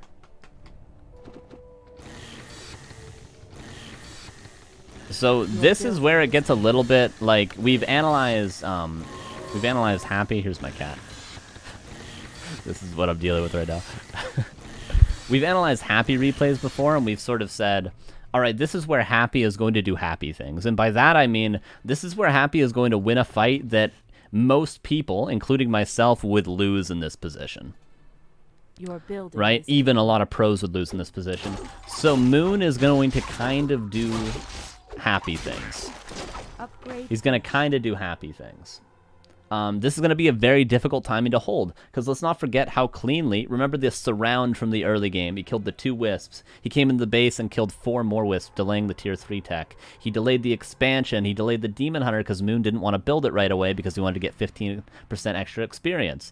Chaemiko did a lot of delays, and he was also had a very clean expansion, so this timing is just perfect for Chaemiko this game. Just perfect. He didn't lose a single peasant the entire game. The entire game, he didn't lose a single peasant. Only footmen so far. So, this is going to be a difficult hold for Moon. All right, let's not get it wrong. But we'll talk about how Moon is able to hold. But let's not pretend that we could do this. Let's not pretend that I'm going to give you guys the keys to holding this push, because it's very difficult. All right, but we'll still analyze and try to see how Moon was able to do this. All right. All right, we'll go back to the replay. Here we go.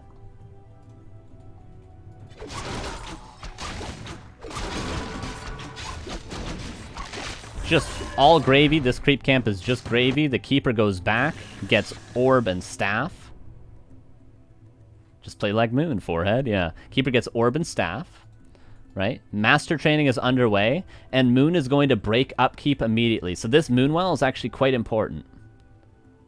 This Moonwell is quite important because Moon is going to waste no time. He's going to immediately break upkeep, and the entire time this push is going on, what Moon is going to do is he's never going to stop producing bears off both of these lures. He's going to invest in nothing else. He's not going to buy heal scrolls. He's not going to start upgrades. He's not going to buy a Zeppelin. He's not going to build an AP. He's not going to build a shop here. He's just going to get orb and staff, and he's never going to stop producing bears off these 2 lures. That's all he's going to do. Now, why is this a good idea? This might sound basic to people, but it might not be intuitive to others. So the reason why this is the best way for Moon to defend this is because if both players are just producing units, so Chaemiko is producing 2 rifles right now. Moon's going to be producing 2 bears. So these rifles come out, and let's first point out they're tier 2 units. They're in fact worse units than the bear. This is a better unit than this. And these units come out of the barracks and they walk across the map. They walk across the map. They walk across the map. They walk across the map. They walk across. We're trying to push the expansion. They walk across the map. They walk across. This is even faster than they would otherwise go. They walk across the map. And then they're here. Boom, 2 rifles. And then the next 2 rifles come out, and I won't do it again, don't worry, but they do that. Again, right? The bears come out, and they walk across. They walk across. They walk across. Oh my god, I'm in the fight. So they get here about 3 times faster. So every time you're reinforcing with 2 bears and he's reinforcing with 2 rifles, you get like 2 bears to, or you get like 4 bears to his 2 rifles, just based on the timing. They walk across the map. They walk across the map. Yeah.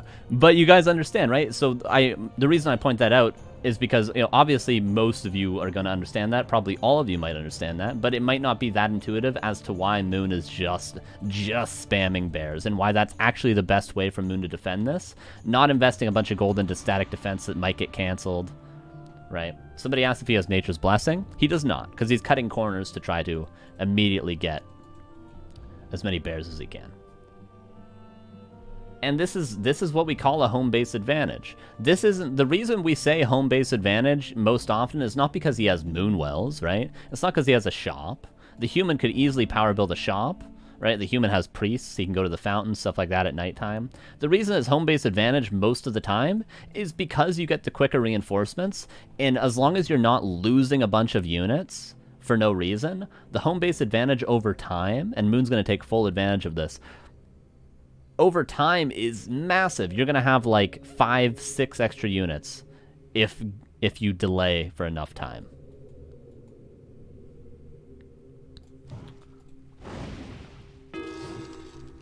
Moon immediately breaks upkeep.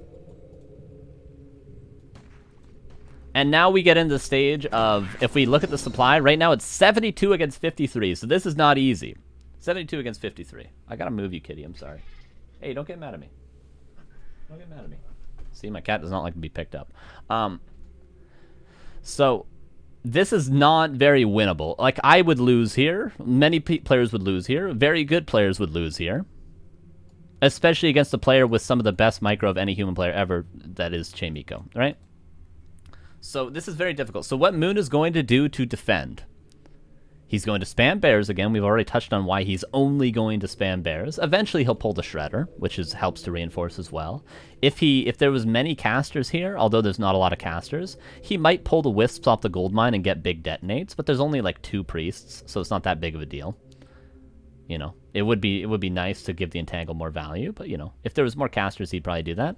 What he's going to do, though, is Moon is going to try to delay this fight for as long as possible. He's going to let his orb do damage. He's going to let his archers and his dryads do damage, just slowly chipping away at the rifles, draining the mana of the priests, draining the mana of the archmage, and he's going to try to lose absolutely no units. He's going to try to lose no units, and then eventually, he's going to have the stronger army because he's just going to keep reinforcing with bears off these 2 lures. Because again, he's never going to stop producing off of these. That's how he's going to defend. He's not going to say, oh my god, my Expo's being all-in, and just dive into the human saying, I need to win the fight right now. He's going to delay the fight. He's going to chip away with the orb. He's going to throw his Demon Hunter in there and try to tank, and then staff the Demon Hunter out and use the remaining Moonwells he has. But at all costs, he's going to keep as many units alive as he can, and then eventually consolidate his forces with the Shredder, with all the reinforcing bears, and do one final stand. But he's going to wait as long as possible. And we're going to see that right now. Look how sick Moon does this. And again, I'm not saying this is doable. You can't just have this information and then just hold this push. It's very difficult. But look how Moon does this. Illusions, soak up some damage. The Demon Hunter is going to soak up some damage. The bears go back. They're not master yet, of course. The Ancient War is going to soak up some damage. Orb almost gets a footman kill. How many players would just attack move in here right now? Morph these 2 bears, pull the Wisp from the gold mine, and just go. And just go right now. So many players would do this, and many players would lose trying to do this. Moon's not going to.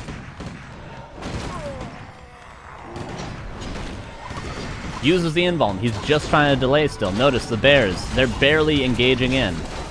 The invuln is just to buy time.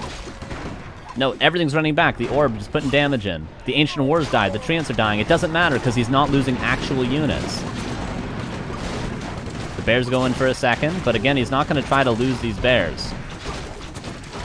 Because they're all being microed back. He's not committing them in. He commits them in on the perimeter of the fight and then goes away. Staffs away the Demon Hunter. Moon hasn't actually lost a unit yet. He's killed a couple of footmen. He's put some orb damage on these rifles, right? He's drained the mana a little bit. But still, he's reinforcing bears. 2 more bears here than when he first started. 2 more bears on the way. The Demon Hunter took some damage, yeah, but he can be rejuved and use all the Moonwell mana. The important thing is, these bears didn't die, no archers died, and he's bought himself a little bit of time where Chaemiko wasn't just attacking the Tree of Life. Because if you don't engage at all, then Chaemiko's just going to kill this Tree of Life. But if you engage a little bit like Moon just was, he has to fight you. He has to respect the potential for, like a bear flank. Our sacred grove is being desecrated. And now the Shredder's going to be pulled. Now Moon is consolidating. He's got 2 extra bears. He's soon to have 4 extra bears than he once had. He's bringing the Shredder, bringing the boys. Still delaying, because if he doesn't do this, Chaemiko, again, is just going to kill his tree. He heals up the Demon Hunter. And now he's going to go. He's got the Shredder. He's got 2 bears on the way. He's got 5 bears here. Now he's going to go.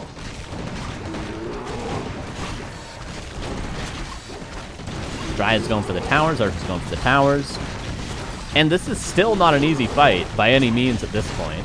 But it's a lot easier than it once was. 2 bears reinforced. What are the lores doing? Oh, they're building 2 more bears. Still not easy, though. Still not easy.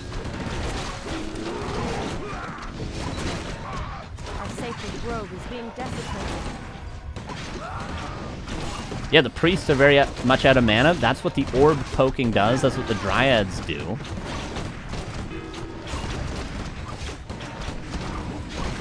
Still not easy, though. Let's not pretend this is still easy, and Chaemiko's going to make a mistake right here.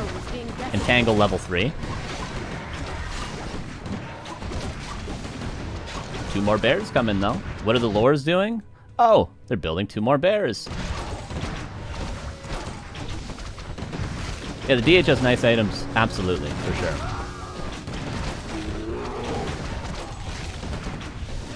And this game might have come down to a little bit of luck, but, you know, most of us have no business winning after the human gets an expansion up without losing a single peasant or having a single delay at all. Most of us probably die to harass at that point.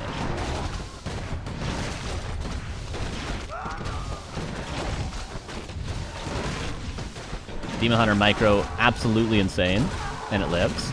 And what do you know, 2 more bears come in. Bears nowadays have double rejuvenation when they come out, so they're very, very powerful. What is that, the healing fountain? Damn, you know, I didn't actually notice that when I was reviewing these replays. Oh my god, I didn't notice that at all. Moon is crazy. Moon is absolutely out of his mind, dude. He saves the Dryad here. He saves 2 bears here. I didn't notice that at all during this, watching this replay. Isn't it 1 rejuve in bear form? Yeah, but if you want a double rejuve when they come out and then wait a little bit, you could also use a bit of moon juice too. Holy hell. I didn't notice he was saving units to the fountain either. But these units aren't even going to be needed for the rest of the game because the game is about to end. It's about to end. Our sacred grove is being desecrated. Our warriors have And GG is called. Now how good is Moon? How good is Moon to win that game? How good is Moon? And it just comes down to just his harass goes very poorly. His harass goes very, very poorly, right? Doesn't kill any peasants. He loses both wisps. He gets surrounded. He's forced to TP out. Everything after that point, though, by Moon was, like, perfect. Everything past that point. He makes 1 mistake in the early game, gets surrounded. Everything else was perfect. And because of that 1 mistake, Chaemiko gets an expansion for free, gets a, let's not forget, 8-minute and 38-second tech finished on 2 base against Night Elf Keeper. You go try and do that in a ladder game. Try to have your tech finished at 8.5 minutes against a Keeper first Night Elf player on Concealed Hill. Let me know how it goes, human players. Let me know how it goes. Very difficult. What could Chaemiko do better? That's a good point. Well, he could have gone 2 Sanctum and 1 Barracks instead of 2 Barracks. I think more casters would have helped out. Maybe his army composition wasn't perfect. He let Moon get the red camp in the middle when he didn't necessarily have to. He could have probably creepjacked and instead gotten that himself. He maybe could have gotten some value out of defend. I didn't check how many towers he had, but there may have been a possibility he overproduced towers. And maybe he lost a few 2 footmen. Remember how many footmen he lost going for that expansion cancel that he didn't get? He lost like 6 or 7 footmen. And you're always going to lose a lot of footmen against Entangle. That's why Moon gets level 3 Keeper for level 2 Entangle. But Chaemiko may have lost a few too many footmen. And if you have 6 or 7 or 8 footmen left over when you do that 70 supply push, if you get defend behind them, they're actually really good. Because it's not like you can entangle and kill every footman slowly over the fight once there's priests, right? So maybe Chaemiko made those few mistakes, but there definitely wasn't a ton of macro mistakes from Chaemiko. And you should reinforce with breakers, make it easier to cancel rejuve, for sure. I 100% agree with that.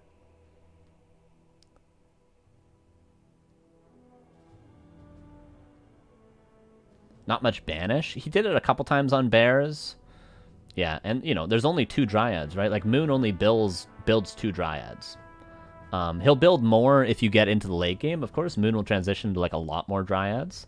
And even more dryads than that if there's no mortar teams. But he's only got 2. He's only got 2. In fact, I think he exclusively uses them on water elementals, those 2 dryads. He's also running footmen that were going to die instead of hitting the tree. Yeah, a good point, good point. So that's replay 1, and like I said, that replay definitely has the most content we're going to have today.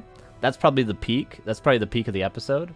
that replay. But we're going to watch 2 more replays with 2 more keeper styles. The third replay is kind of a meme. But, you know, maybe you guys could find some value in it for your ladder games. There's also a cool little opening creep route Colorful's going to do in that replay.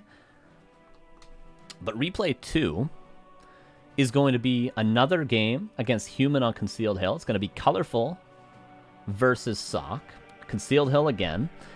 And this time around, the harass is going to go a little bit better for Colorful than it did for Moon. In fact, it's going to go a lot better for Colorful than it did for Moon.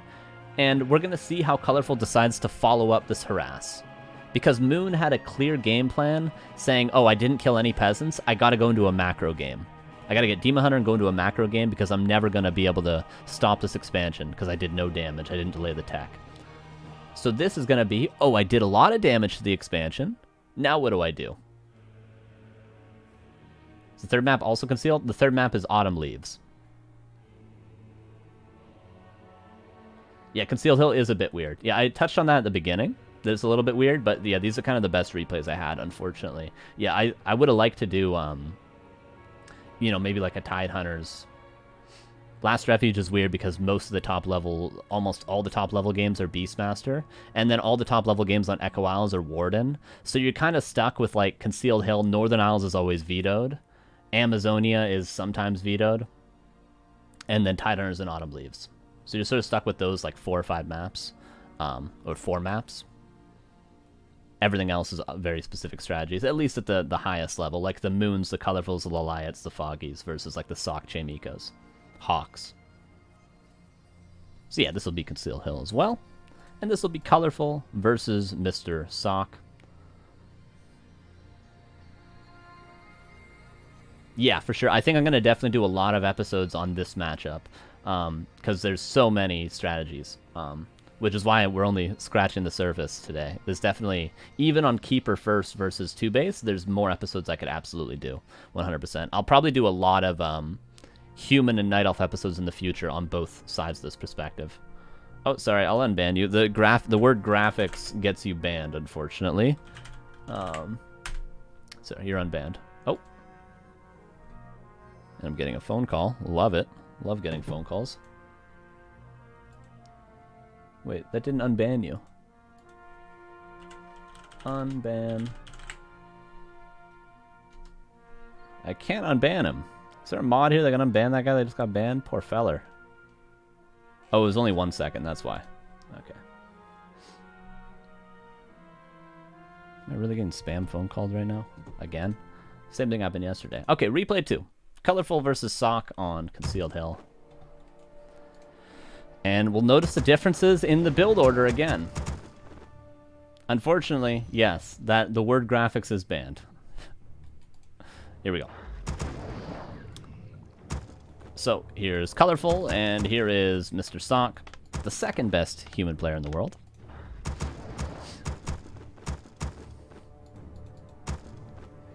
So Colorful is still going to do the same creep route because we mentioned it's the best creep route. He's going to creep just the turtle here and leave his archer to creep this.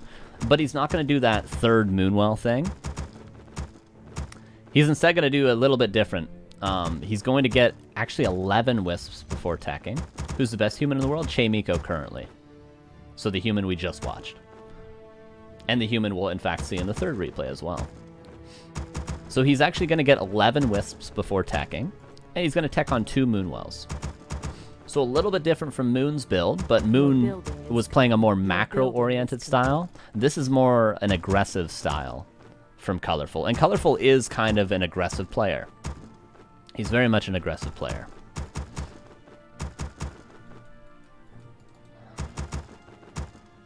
Our human's most OP at the moment. I don't know about OP. Don't generally talk a ton about balance on this show.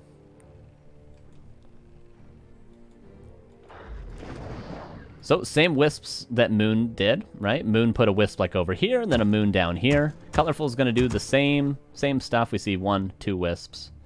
Second Moonwell comes up at the same time. If you wanted to do the third Moonwell build, this wisp would build the third Moonwell.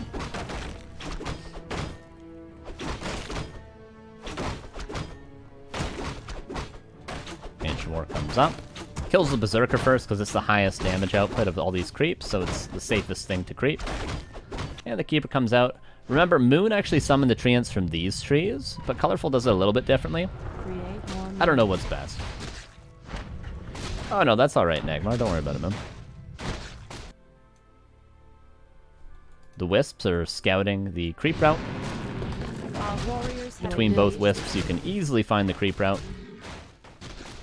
Now, Colorful did the shop trick. I'll show you guys again. A lot of people were asking about the shop trick earlier, so I'll show you guys exactly what it is. Because, yeah, because we kind of missed it there, and I told you I would touch on it a bit, in case you guys aren't aware of it.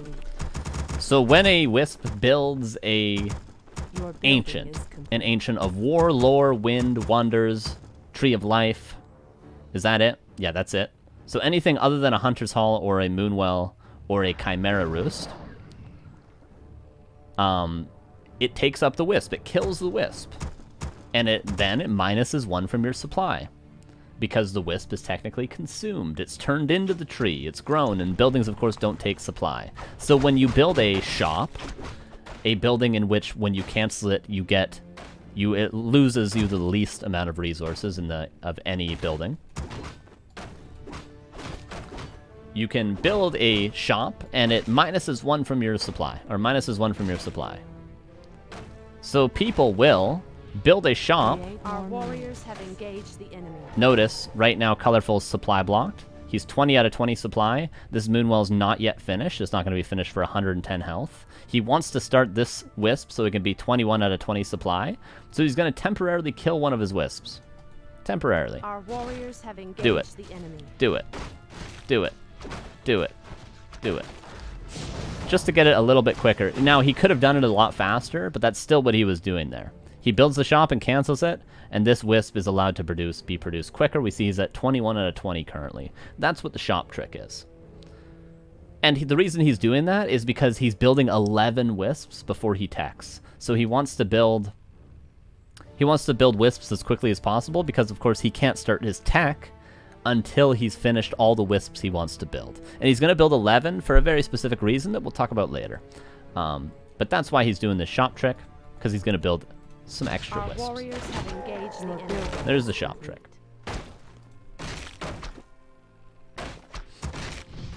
Gets the item. He's going to come over here and get the item, and then he's going to go... Last time Moon saw the Footman, and he chased the Footman this way and killed the Footman. This time Colorful's not actually going to find a Scout Footman from Sock, so he's just going to go, and like I said, he's going to start creeping this.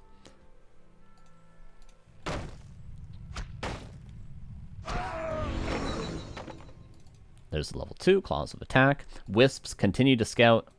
This Wisp here is clearing the lab, it's clearing this orange camp. This Wisp is seeing the green camp, it's seeing the shop. So... Colorful, I might actually have accidentally called him Moon at times, but Colorful knows exactly what Sock is creeping. So if Sock were to just immediately go to the expansion right now, Colorful would know, and then he just wouldn't creep this. But since he knows, and he just scouted this to confirm, since he knows Sock is creeping this green camp, and he's actually going to wait till nighttime to creep his expansion, just like Chaemiko did, he knows, okay, I can creep 1 green camp before harassing. That's why. That's why he's using these Wisps the way he is. And the tech is going to be underway after the 11th Wisp.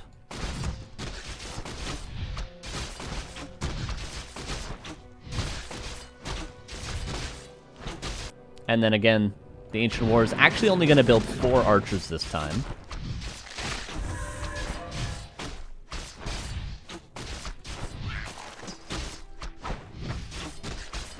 The Wisp again continues to scout the expansion just to make sure, do I need to run over there now? Do I need to run over there later? And of course he knows he doesn't have to now because Sock is going a bit aggressive.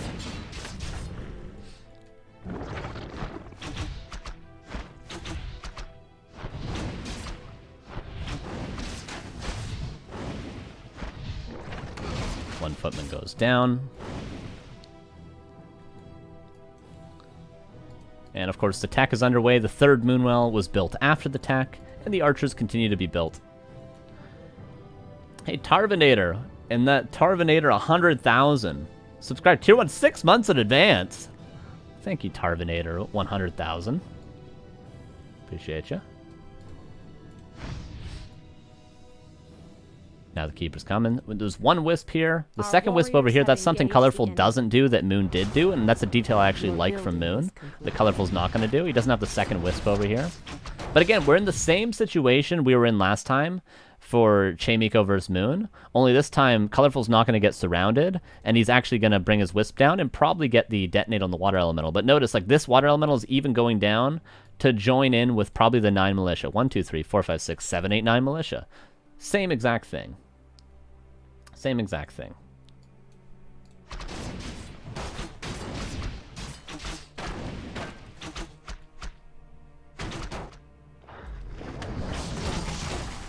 He actually built a building there. If you build a building close to the creeps, of course, they wake up. That's what Colorful was doing. See, he's doing a few things differently that are all going to play a part in this harass actually going better.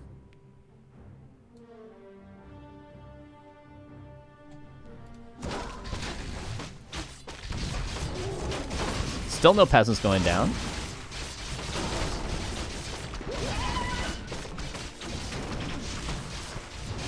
But see, it's much more difficult for Sock to creep this. He almost gets the keeper. Like, look, I would have TP'd there. I would have TP'd, but, and if there was claws, it might have actually, say there was like claws mantle, maybe this keeper dies there with like a high damage roll, but that was a very low damage roll. So the keeper, I definitely would have TP'd there. Not gonna lie, not gonna lie. The keeper's gonna get away. Fourth Moonwall coming up. Our warriors have engaged the enemy. Your building. And the harass goes much better than it did for Moon. This is a good harass. Even if there's no more damage being done, this is already enough harass because the peasants have to go back. One of them only dies, or actually, how many died? 1, 2, 3, 4, 5, 6. 3 peasants died. Oh, no, they didn't. Only one actually died. These are low from the creep, I'm pretty sure. So that was actually, none died to the creeps themselves. Actually, only one died. But still, the fact the expansion isn't already being built right now is enough delay to justify sort of going into this sort of a build order. Keeper runs like a deer. Colorful builds a different amount of archers this game as Ancient War uproots Our after the warriors 4th. have And engaged remember, the after enemy. we're done producing archers, then we can just remember, oh, I need to build my Hunter's Hall. So that's what's going on. And again, more harass, more delay. One archer might fall, but of course, Moon lost one archer last game, so. Our warriors have engaged. Is this situation I feel so helpless as human? Yeah, Concealed Hill is a difficult map. It's definitely a difficult map for human. A map for human that I wouldn't recommend unless you're actually at this level of play, like a top level. See you, Moonstruck. Thanks for stopping by, Mim. Upgrade finished. Okay. So, there's a couple things we mentioned at the start. Remember, Colorful built 11 wisps. He only built 4 archers, so he cut a couple of corners. Right? He did the shop trick, which cost a little bit, but, you know, he skipped 1 archer. And he didn't build an expansion. He only built 4 archers. So he's actually got enough gold to now. He gets his panda immediately from the wisp that he left on the left side. Not bringing them to meet up with the other wisp like Moon did, because I guess he wanted to buy the panda from this tavern. The Hunter's Hall is actually not late. It's not late, and we'll see why that is. The panda comes from the tavern, and now he's going to go back in for the harass. Remember, the expansion's already been delayed. And, you know, I'll level with you guys here. You know, Colorful's going to do an outrageous amount of damage this game. Let's not pretend that we can all do this amount of damage, but I think with the amount he's done already, delaying the expansion and killing that single peasant, even if he does no more damage, this strategy is still fine to do. But he's going to do a whole lot more, making this game a lot easier on himself. All right? So we'll just keep that in mind. But the panda's going to go across, and he's going to immediately tech to tier 3, and then he's going to get his lures, which is why this Hunter's Hall is not late. See, there's the immediate tier 3 tech. Keeper went back, got full mana.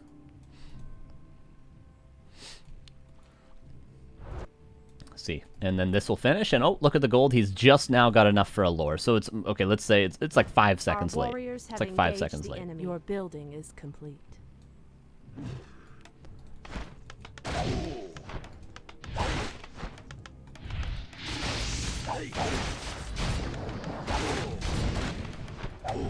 And he's going to cancel the expansion.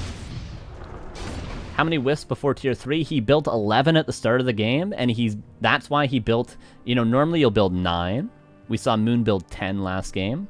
This game, Colorful built 11, and the reason he built 11 at the start of the game and did that shop trick to get the little bit of an earlier wisp is because he wanted to immediately tech to tier 3 to get the fastest possible tier 3 tech without having to lack lumber. That's why he built 11. Goes to 11. Our warriors have engaged this enemy. Like I said, outrageous amount of damage, right? This is ridiculous. The expansion's still not up. It's 6 minutes into the game. Just to note, Chaemiko had just started his tech at this time last game.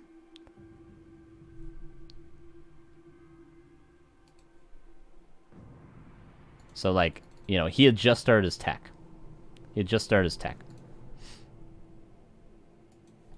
So this is an outrageous amount of damage. Grove is being desecrated. Goes for 1 lore, and then he's going to go for the shop. You know, Colorful's macro is not going to be perfect this game in terms of like units being produced at the maximum efficiency, but you know, it's all right. Don't worry about that, guys. Don't worry about that. Moon's was perfect last game. Moon's was perfect, but Colorful's is not going to absolutely be perfect. But his harass was a lot better. He didn't get surrounded like a noob. All right, so win some, you lose some. Oh, here's the second lore. All right, yeah, right. There's the second lore. So it actually was on time, but his unit producing is going to be a little lackluster. So that's about the end of the harass. And now what do we have to worry about? Of course, we have to worry about the potential for a counterattack with defended footies. Right, so we want to get Keeper level 3, and ideally we'd love to get Panda level 3.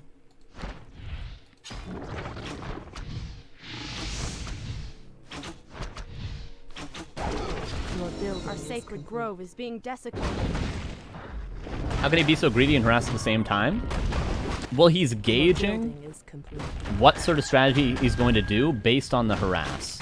So, like, when he does the initial harass, he still has the opportunity to decide, am I going to follow this up with a counter expansion because I haven't done a lot of damage? Or am I going to follow this up with Panda 1 base? This is going to be what we call a bear bust. How am I going to follow this up? So you have all the opportunity in the world. If he had got surrounded immediately, he might have just, like, you know, delayed his tier 3 tech, gone for a counter expansion, gotten an extra archer, right? Played a little bit safer, got quicker level 3 keeper than he did. But because he's done so much damage, he's able to play greedier. So he's constantly waging whether or not what level of greed he can achieve, right?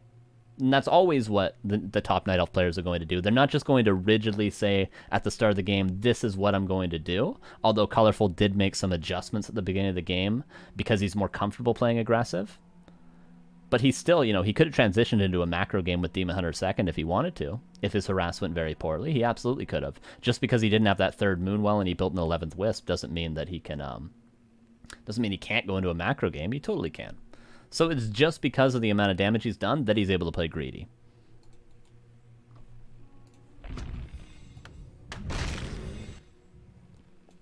Panda's going to be disallowed a little bit from creeping, but let's note. Research finished. 2 Dryads and Abolish, and then he's going to go into Bears. Ultra Vision also, just like Moon got the same upgrades. You want 2 Dryads. He got 1 less Archer and lost 1, so he's at 3 Archers out of 4. But 2 Dryads, Abolish, and then just going to go into Bears. Colorful also has to build an extra Moonwell because he doesn't have the Tree of Life for the 10 supply. The shop is on time for the tier 3. He gets Orb and Staff.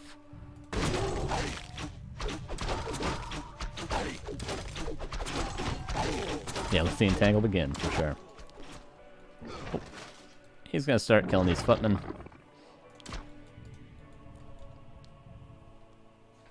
And the Panda would ideally, at this stage, if this is a perfect game for Colorful, the Panda would like to be level 3 by the time this Master Training is done. But he's been delayed quite a bit. By this Archmage, he lost his Ancient of War. He's being delayed even more. You know, he would love to be level 3, because he would love to be level 3, have Master Train Bears, and then just march across the map and pressure the expansion. But either way, he's still waiting. He doesn't actually have any bears yet. He's still waiting to build. He wants about 3 bears before he pushes. 2 to 3 bears. So, you know, he's still waiting either way, so he's got a little bit of leeway to creep his panda up. Research finished.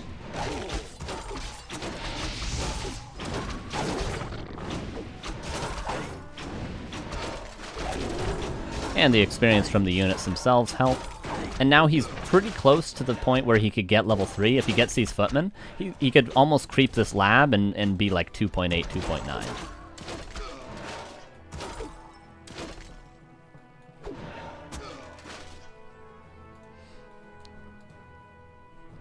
And let's take a look at the tech.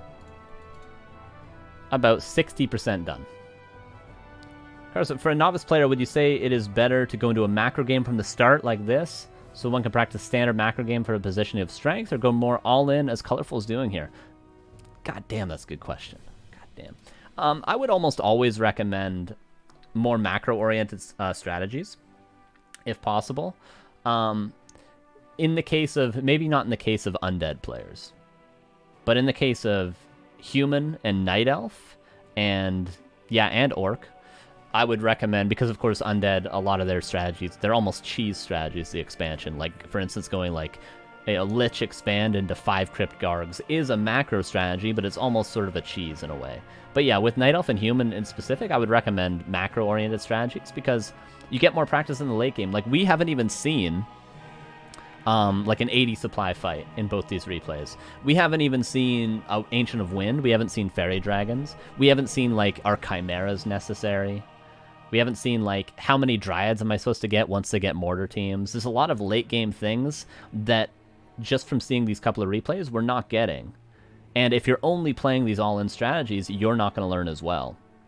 So I think playing more macro-oriented, trying to hold that 70 supply push if it comes down to that. And then again, if like replay 1 where we had Moon holding that push against Chaemiko, if Chaemiko doesn't get such a clean expansion, he's not going to do that 70 supply push. And then no matter what, we're going to go into the late game because Chaemiko, you know, isn't strong enough to do that. Right? So you're almost, if you have a good early game and then you go into a macro game as the Night Elf, you're going to get better practice by definition. Because neither of you are going to be all-inning each other. You're just going to go into like tier 3, you know, maybe 3 base, which is great practice because it's extremely difficult. And it's all about like, how do I build the right 80 to 100 supply army? What's the right mixture? How do I position my 80 to 100 supply army? Right? What do I do when there's no creeps left on the map? It's almost always like objectively better practice. So yeah, I would recommend more macro games, but definitely, you know, it's good to have a wide range of strategies because the human in this situation, like, if the human is almost always expecting a demon hunter from you, and they're always expecting a counter expansion from you, then the human isn't going to build these extra towers. Well, he might even build towers in his main base, but we're going to see Sock's going to end up with like 3 towers and a very defensive SimCity. If he knows you're just going to be playing 2 base, you're going to go demon hunter, you're not going to go for a break on the expansion, the human can cut a lot of corners and just not produce towers, you know, not build a ton of footmen, not go into rifles, instead go into straight tier 3. So it's good to be able to do both styles, not just for the practice, but because then your opponents aren't just going to pre-counter you in a way by playing very greedy, knowing you're not going to all-in them. So there's an argument to be made for both, but in terms of the best practice, definitely macro all the way. In my opinion. Our warriors nice little have block. engaged the enemy. And again, Panda would love to get level 3 before we push, but we're getting to that point where we have about 2 to 3 bears. This is going to be the 3rd bear. We have master training. This is about as strong as we're going to be in relation to our opponent on 1 base. This is about as strong as we're going to be, you know, once we have Panda 3. Yeah, like as a human player, you'd want to fast expand. You wouldn't want to play 1 base because you're going to get better practice from fast expanding.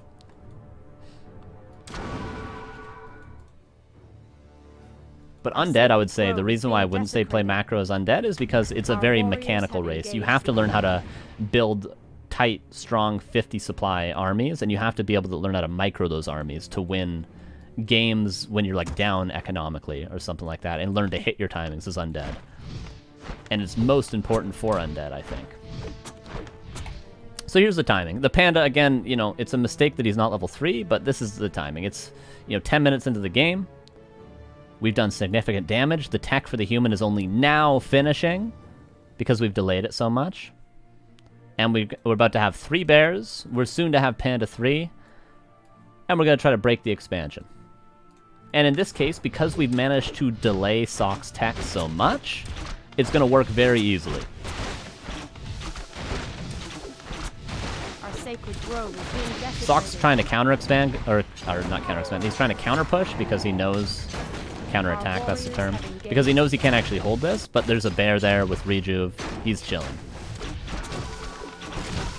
What's the theory behind leaving tomes? I couldn't tell you, man. I try to pick them up myself. There's Panda 3. And this is why it's a bear bust, because now he's busted open the Sim City. And there's no chance for Sock to hold this.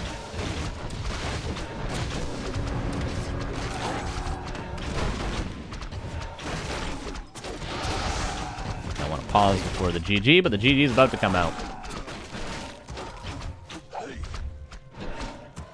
Panda second, which is an interesting thing that maybe we could touch on in the future, but... Okay, there's the GG. So let's just look. Like, his tech just finished. He was trying to go into, like, 2 Sanctum with rifles, right? He probably would have built the second Sanctum soon. But this timing was, like, so perfect. It was as soon as the human's tech was done.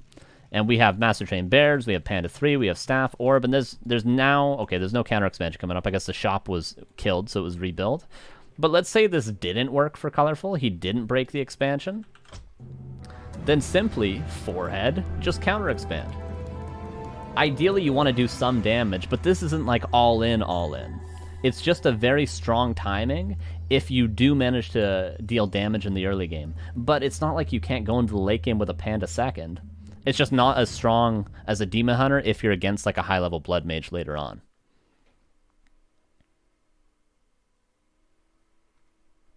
Make sense?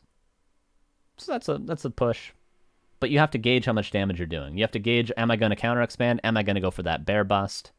And then you also have to figure out what is the follow-up after that, which I tried to find a good replay for a follow-up of if the bear bust fails and you go into the late game. I couldn't find a good replay, though. So, you know, maybe that's something we can talk about in the future. That's why we're only scratching the surface today. Question, more general. We saw Colorful here use level 1 Breath of Fire, but usually most will advise to not use till level up. One, but it was objectively the right decision to use it on the towers plus shop. How do you guess whether to use the spell, not to fight, or more specifically? I think the biggest thing Colorful was focused on in this situation was, I just need to kill the shop, and then the bears are going to do everything. So...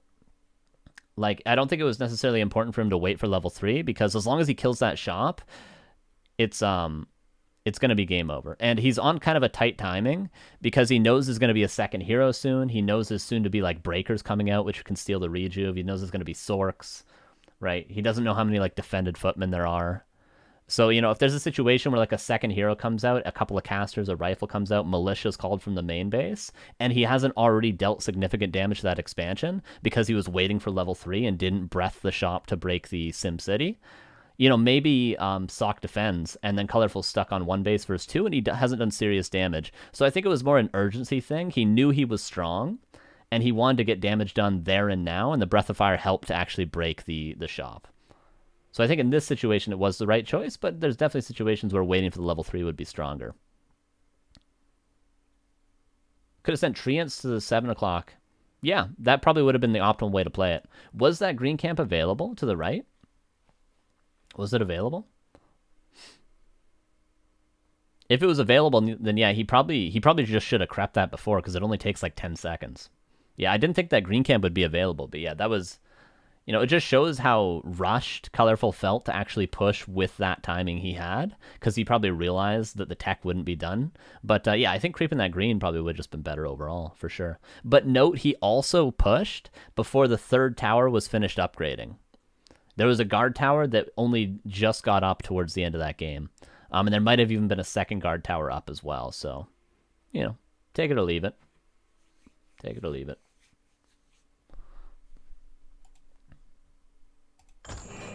All right, we got one more replay. It's a pretty quick replay, and like I said, this is more of a meme strategy. You know, I half recommend this strat.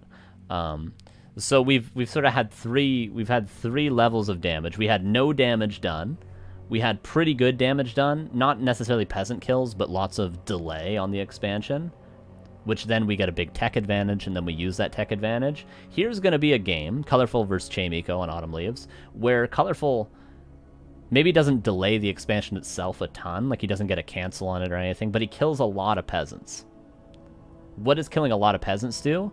Well, it of course delays the tech, but it also delays the lumber, which delays the possibility for defend. And towers. And, you know, masonry and stuff like that. So we're going to see Colorful's follow-up to killing a lot of peasants now. Which are your favorite matchups to watch or cast? I really like Human versus Orc. I also like this matchup. I like Human versus Night Elf. What else do I like? I like Orc versus Undead as well. Those are probably my 3 favorites. Anti-Human Day? Yeah, it is Anti-Human Day. Kill all those peasants. Alright, here we go. Third and final replay of the day. It'll be a quick one. We're not going to overanalyze this, because I honestly don't think it's the best strategy. But it's still, you know, let's show it. Just so you guys got another strategy in your back pocket. Here we go. So here's Colorful versus Chaemiko on Autumn Leaves. Chaemiko, or rather, Colorful is going to do a kind of an interesting build order here. So it's going to be 3 different build orders, actually. Just before even Tier 2, we're going to see 3 different build orders today. I still think the moon one is the coolest, though.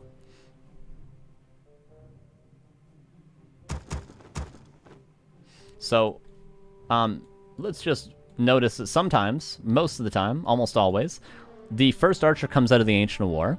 The archer pulls the creep camp, which in this case is going to be the expansion. Then the Ancient War uproots, eats a tree, and tanks the creep camp. The creeps get like to 50% health, and then the hero comes out.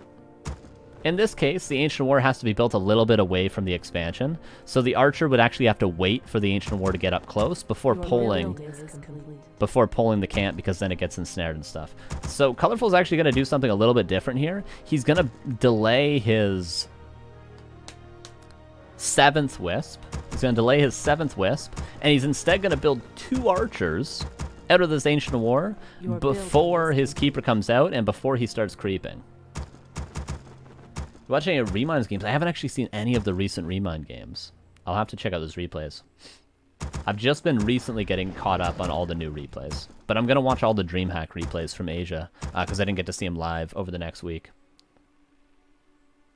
Burrow Rush to 200 bits. Good to see you, man. Learn FS headers because of TheoryCraft. Well, that's good. I'm sure a lot of people are angry at me and you for that, but I'm glad you learned something, man.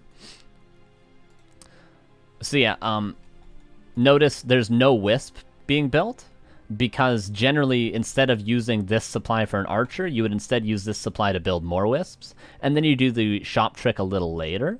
Whereas in this case, Colorful is actually going to delay, correct me if I'm wrong, I think it's the 7th wisp. 1, 2, 3, 4, 5, 6. Yeah, he's delaying what would be his 7th wisp to build this archer sooner. And then he's going to shop trick for the 7th wisp, whereas we shop trick normally for our 8th wisp. For our 9th wisp. With our 9th wisp. Jesus. Tough. A lot of wisp words. So that's what's going on here. Weird build order. Never seen it. Hey, thanks to you, Jack Germany, I believe is what that GER is for, with the Prime for 3 months. Thank you so much. So I've never seen that, never seen this before. With a Tavern Hero, I've seen it, certainly, but I don't know. Has anyone in the chat seen this build order before? I definitely have not. And the Wisp is going to go across the Scout. Again, just what the Archmage is going to creep. And there's our 7th Wisp. Yeah, Wisp.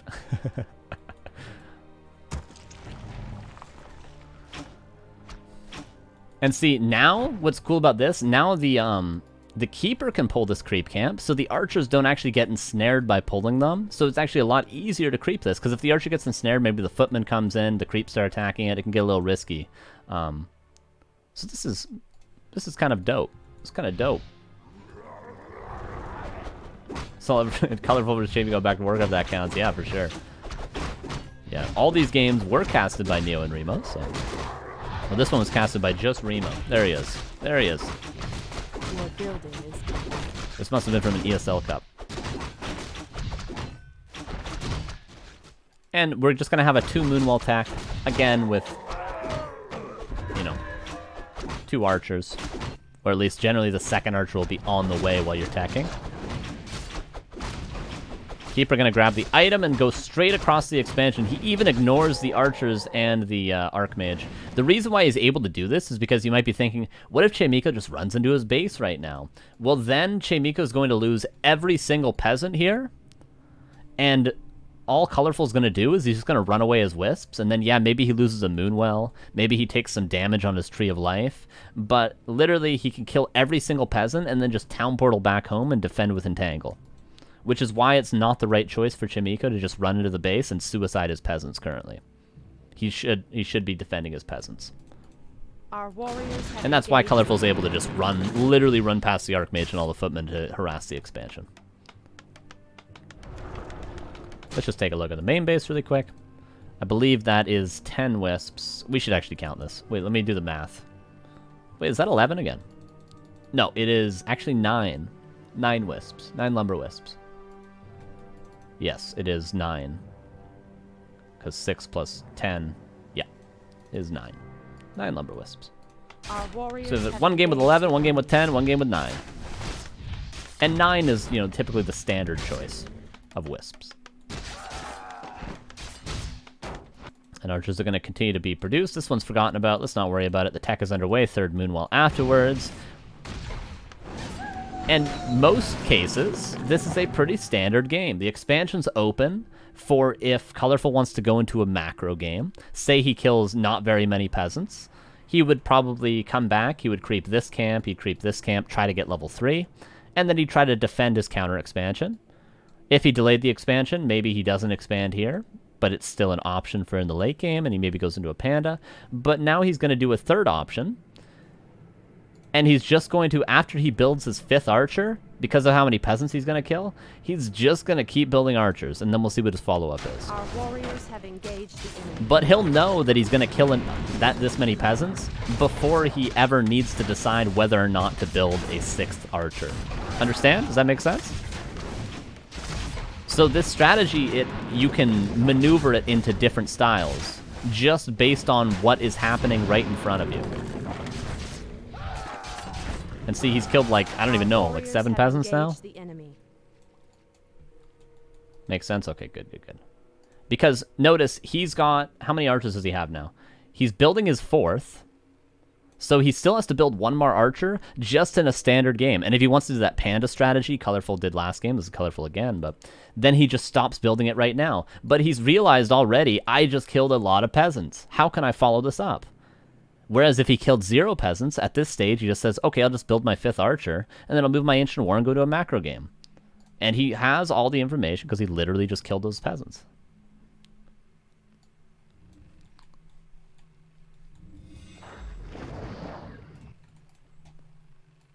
And it's not like he has to build a Hunter's Hall yet. He would build the Hunter's Hall after this archer.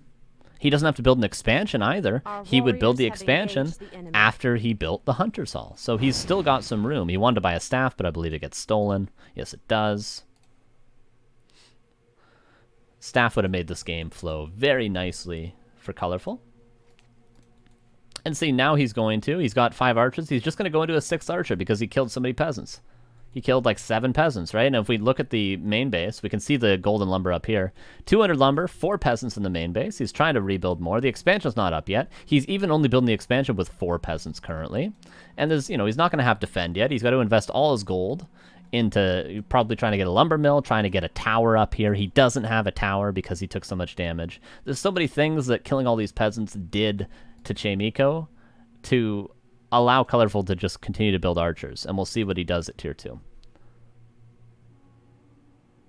Our warriors have engaged the enemy. Hey, good to see you, Son1QZ. What's up?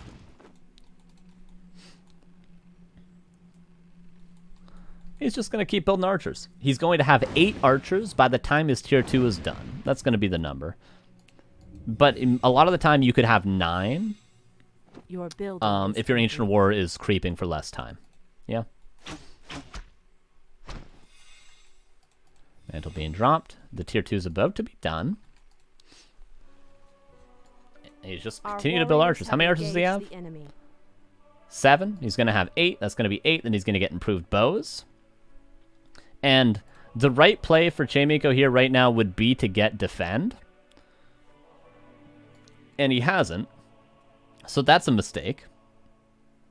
That's a mistake. But even if he had defend, he's got 5 footmen. He's got no arcane tower. He doesn't really have the wherewithal to pull militia because he kind of needs more lumber. Because he needs to get, you know, he needs to get defend itself. That's going to put him at 100 lumber. He maybe needs to get a shop because his archmage is, you know, starting to run low. So he needs to spend lumber on a couple of other things. He can't really just call militia willy-nilly or he's going to be stuck on tier 1 for ages. Yeah? But maybe he could have defend this game. Let's just point that out. Maybe he could have defend. But a lot of humans nowadays actually aren't getting defend at all. The last 2 games, even, Sock and Chaemiko didn't get defend in those last 2 games. Now tier 2 hits. And see, now he definitely needs a shot. Upgrade finished. 8 archers. Naga's going to be purchased. There it is. And, oh, improved bows. Improved bows? There it is. Improved bows. And so this is what the main base looks like. Tier 2 just finished. We got 4 Moonwells. We got 8 archers. We've got a Naga, and we're getting improved bows, and we're just going for it. We're just going for it.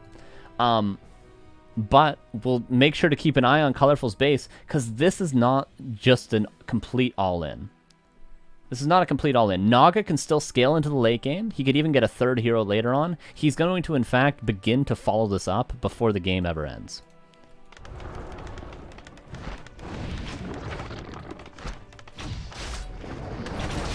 Now I ask you, if these footmen had defend right now, would Chaemiko be able to hold this? I don't know. I don't know. He would definitely lose this footman. He would lose this one to entangle. He would have 3 left with defend, and then between the cold arrow and the keeper right clicks, and the soon-to-be 1 more entangle, he would probably be down to 2 footmen. The archmage is also low. So maybe there's some things that Chaemiko could do much better this game, but this is still a very powerful push given how many peasants Colorful was able to kill. Let's just say that. Why Naga this time instead of Panda?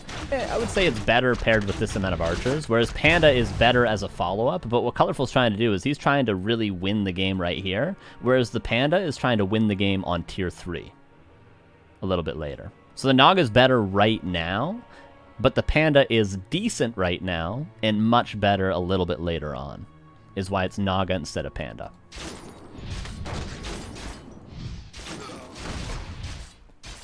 So it's all about when you want your power spike to come. Our warriors have engaged the enemy.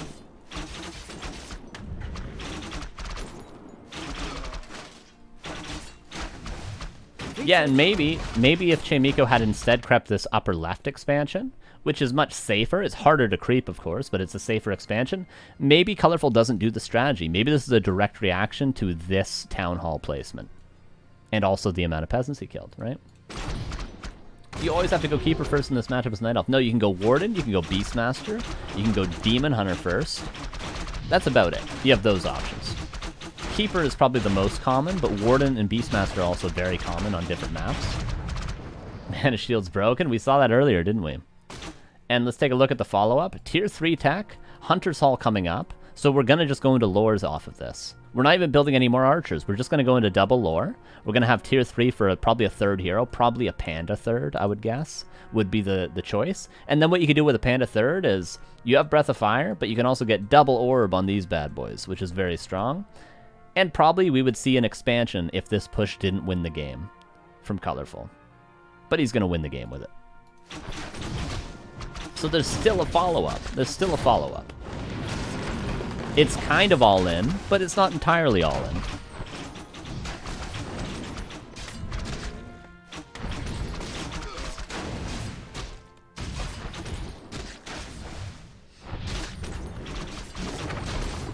And GG will be caught. So like I said, it's not, you know, that's not what the episode is about, that push, but I just thought, I saw it in a replay, I thought, hey, that's a cool timing. So if you're able to do significant damage, lower their lumber, delay the potential for there to be defend at that timing, then that's a really strong push. You know, make sure they don't have a ton of militia or something. I think Chaemiko could have done a lot of things better that game, but just a cool little timing. Cool little timing. Just keep building archers. I will say the first 2 replays are the much, much more standard way to play and the objectively better ways to play, but hey, man, try it out. Because, you know, that's a good way to all in an expansion that isn't going 2 AOW Huntresses on Tier 1. Because we saw him get a second hero. We saw him setting himself up to later get Tier 3 with Bears and Dryads, later get an expansion, later get Orbs of Venom. So, you know, 2 Barracks Huntresses is 100% all in. You have to win right there, or you're going to lose. Whereas this strategy, you don't have to win right there. You would definitely like to. And if you don't win right there, you most likely will be behind later on, but there is a follow-up at least. So that's why I decided to show that. And that's it.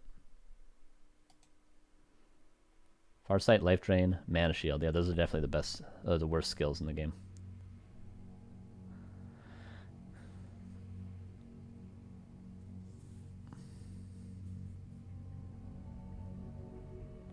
Are there some pros from NA that compete? Well, most notably, there's Hitman. Hitman is definitely the best NA player ever.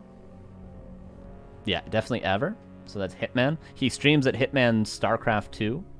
Literally spell out StarCraft and then the number 2. He streams there. There's also Cruncher, who streams at Cruncher9, who's definitely the best human player from NA and definitely the second best NA player of all time. There's players like in Super Bowl and Kibikaki. They both stream as well. There's Hunter from Peru. He lives in America right now, but he's South American. You know, those are the big names. Those are definitely the big names. And Longwalker lives in Germany currently. But yeah, those 5 are definitely the big. But I would say, yeah, Hitman is for sure the number 1. Pato, sure, yeah, Pato, great player, Brazilian. Yeah, you have to turn off Ice Arrow, but many Night Elves...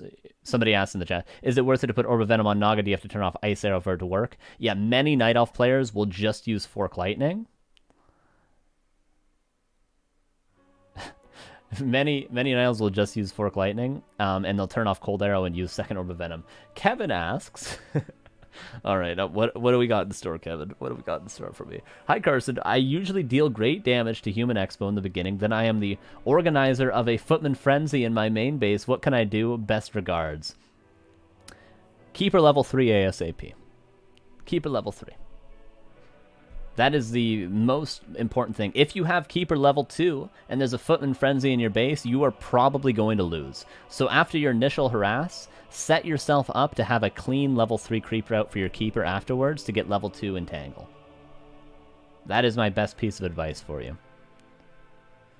If you absolutely need to, don't go Demon Hunter at tier 2. Instead, just go Panda, and that'll help as well. But with level 3 Entangle, you should definitely be able to hold on level 2 Entangle on level 3. You should definitely be able to hold on long enough to get a second hero. And Staff of Teleportation, very important. And constantly scouting with the Keeper. Once you hit level 3, constantly scouting with both Wisps and the Keeper itself with Staff of Teleportation. And trying to catch the Footmen in transition. Not just seeing the Footmen when they're already in your main base, canceling your Lords and going, uh-oh, I better start entangling. Finding them when they're running across the map to come to harass you is ideal, which is why having Wisps in aggressive positions to scout and why actively looking for them constantly with your Keeper is the best bet. Sounds good. Sound hard going to stick with Tavern Hero 2v2 random team, I think. Me too, man. I play 4v4 exclusively now. Tips for saving Wisp from Footman Frenzy. Well, preemptively set yourself up to be able to do so. Now, I'm not going to say this is easy. This is a very difficult part of Night Elf, is not losing a bunch of Wisp to harassment. It's something I've definitely struggled with playing Night Elf. The big thing that I could say is preemptively have your Wisps in good positions to save them. So what do I mean by this? Having Wisps close to Moonwells, if possible, so that you can heal them. Having Wisps close to your gold mine, so that you can transfer them in and out. Having Wisps out on the map, at least 2, but sometimes 3. If you have these 3 Wisps out on the map, there's not a big shot for them to be found and killed later on. Right? And then the other Wisps in your base, the 6, 7, 8 Wisps in your base, try to not all have them in one row of trees. Try to have them spread out, not amongst the map, but actually literally amongst your base. So that if Footmen come in and they start attacking one Wisp, they have to actually move to attack the next one.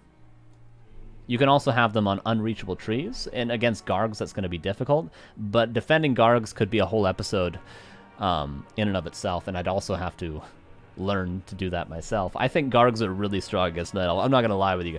I think Gargs are very, very good against Night Elf. A little bit ridiculous at times. But there is a way. There is definitely a way to defeat Gargs. But it's difficult, so... Yeah, that's a question I cannot answer for today if you're asking about Gargs. But against Footman, against a Blade Master, your base most of the time can be blocked against a Blade Master. Against a Death Knight, the biggest thing I could say against Undead, against a Death Knight, have your Wisps close to Moonwells, so that when they get a single attack with a Skeleton or a Death Knight, you can immediately heal it up above the coil threshold. That's the best tip against Undead when it's not Gargs I could give you. Also, keep Moonwells close together so Footmen can't fully surround. That's a good point. Good point. It also allows your Archer to run around them, which is nice, and the Footmen to not be able to go in between them. Yeah, Gargs are good against Night Elf. I'm not gonna lie to you guys. All right, they're good against Night Elf. Any other questions? That's the episode. Next week, community replay review. I'll say it again because I know we got some new faces in chat. Community replay. Here is the email in which you can send me replays. I'll reiterate what that is. So once a month on this show, we take replays from you guys. You guys can submit your 1v1 replays. I'm not going to do team games because I can't really give good input on team games because I'm already bad enough at 1v1. Can't learn them all. So 1v1 replays, ideally replays that aren't like 2 hours long so I can get to other people's replays, but I'll review them. I'll try to see if, give you some advice. Maybe we can learn something from you, all of us. Right? Kevin, if you want to send a replay in for sure, I mean, I'll try my best. Might be tough. But if you want to send them in, we'll see what we can all do together here. Sometimes there's other pros in the chat, so, maybe Spiral can come in and help us as well. Who knows? But if you want to send it in, and then we'll review them. So that's the email you can send them at.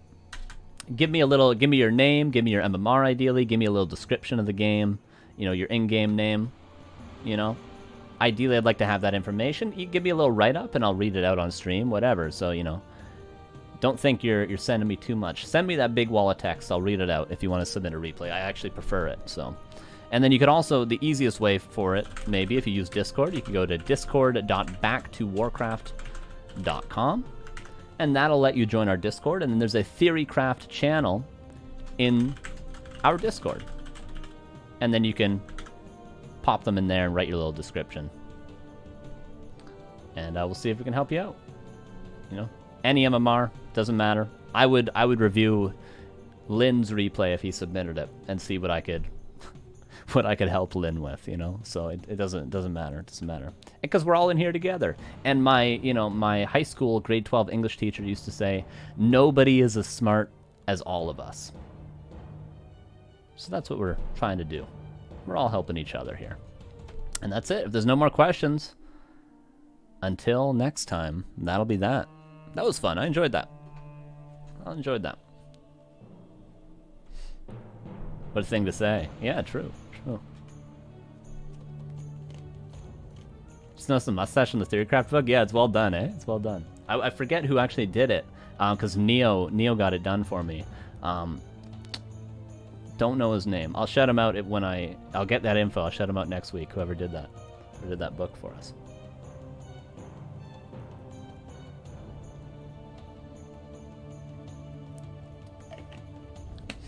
All right, friends. What's the next stream? I think that's it for me for the week because we just have DreamHack. We got DreamHack on nothing tomorrow. Then we have DreamHack on Saturday and Sunday, and then I'll be back for ESL Cup on Monday. But that's it for me for the rest of the weekend. I'm going to the recording studio with the band, so that'll be fun. That's what I'm doing this weekend. But yeah, it'll just be DreamHack. So if you guys want to see some pro games, check it out. And we'll catch you guys next week for TheoryCraft, on Monday for ESL Cup. Hope you guys have a good weekend. Definitely make sure to tune in for DreamHack Asia. Although if you're in North America, it might be difficult based on the time zone, but definitely try and catch them. It's extremely high-level games. The best of the best. and we'll see you guys very soon. Thanks, guys. Appreciate it. Always appreciate you guys interacting in the chat. Appreciate you guys on YouTube as well. All the comments, all the suggestions. I read them all. I check them all out. Thank you guys as well. But yeah, you guys in the chat. The show would not be what it is if it weren't for you guys, you know, answering questions, helping me out, giving suggestions, you know, helping me figure out what the hell these players are doing. So appreciate it, and we'll see you guys soon. All right? Have a good day. Bye-bye.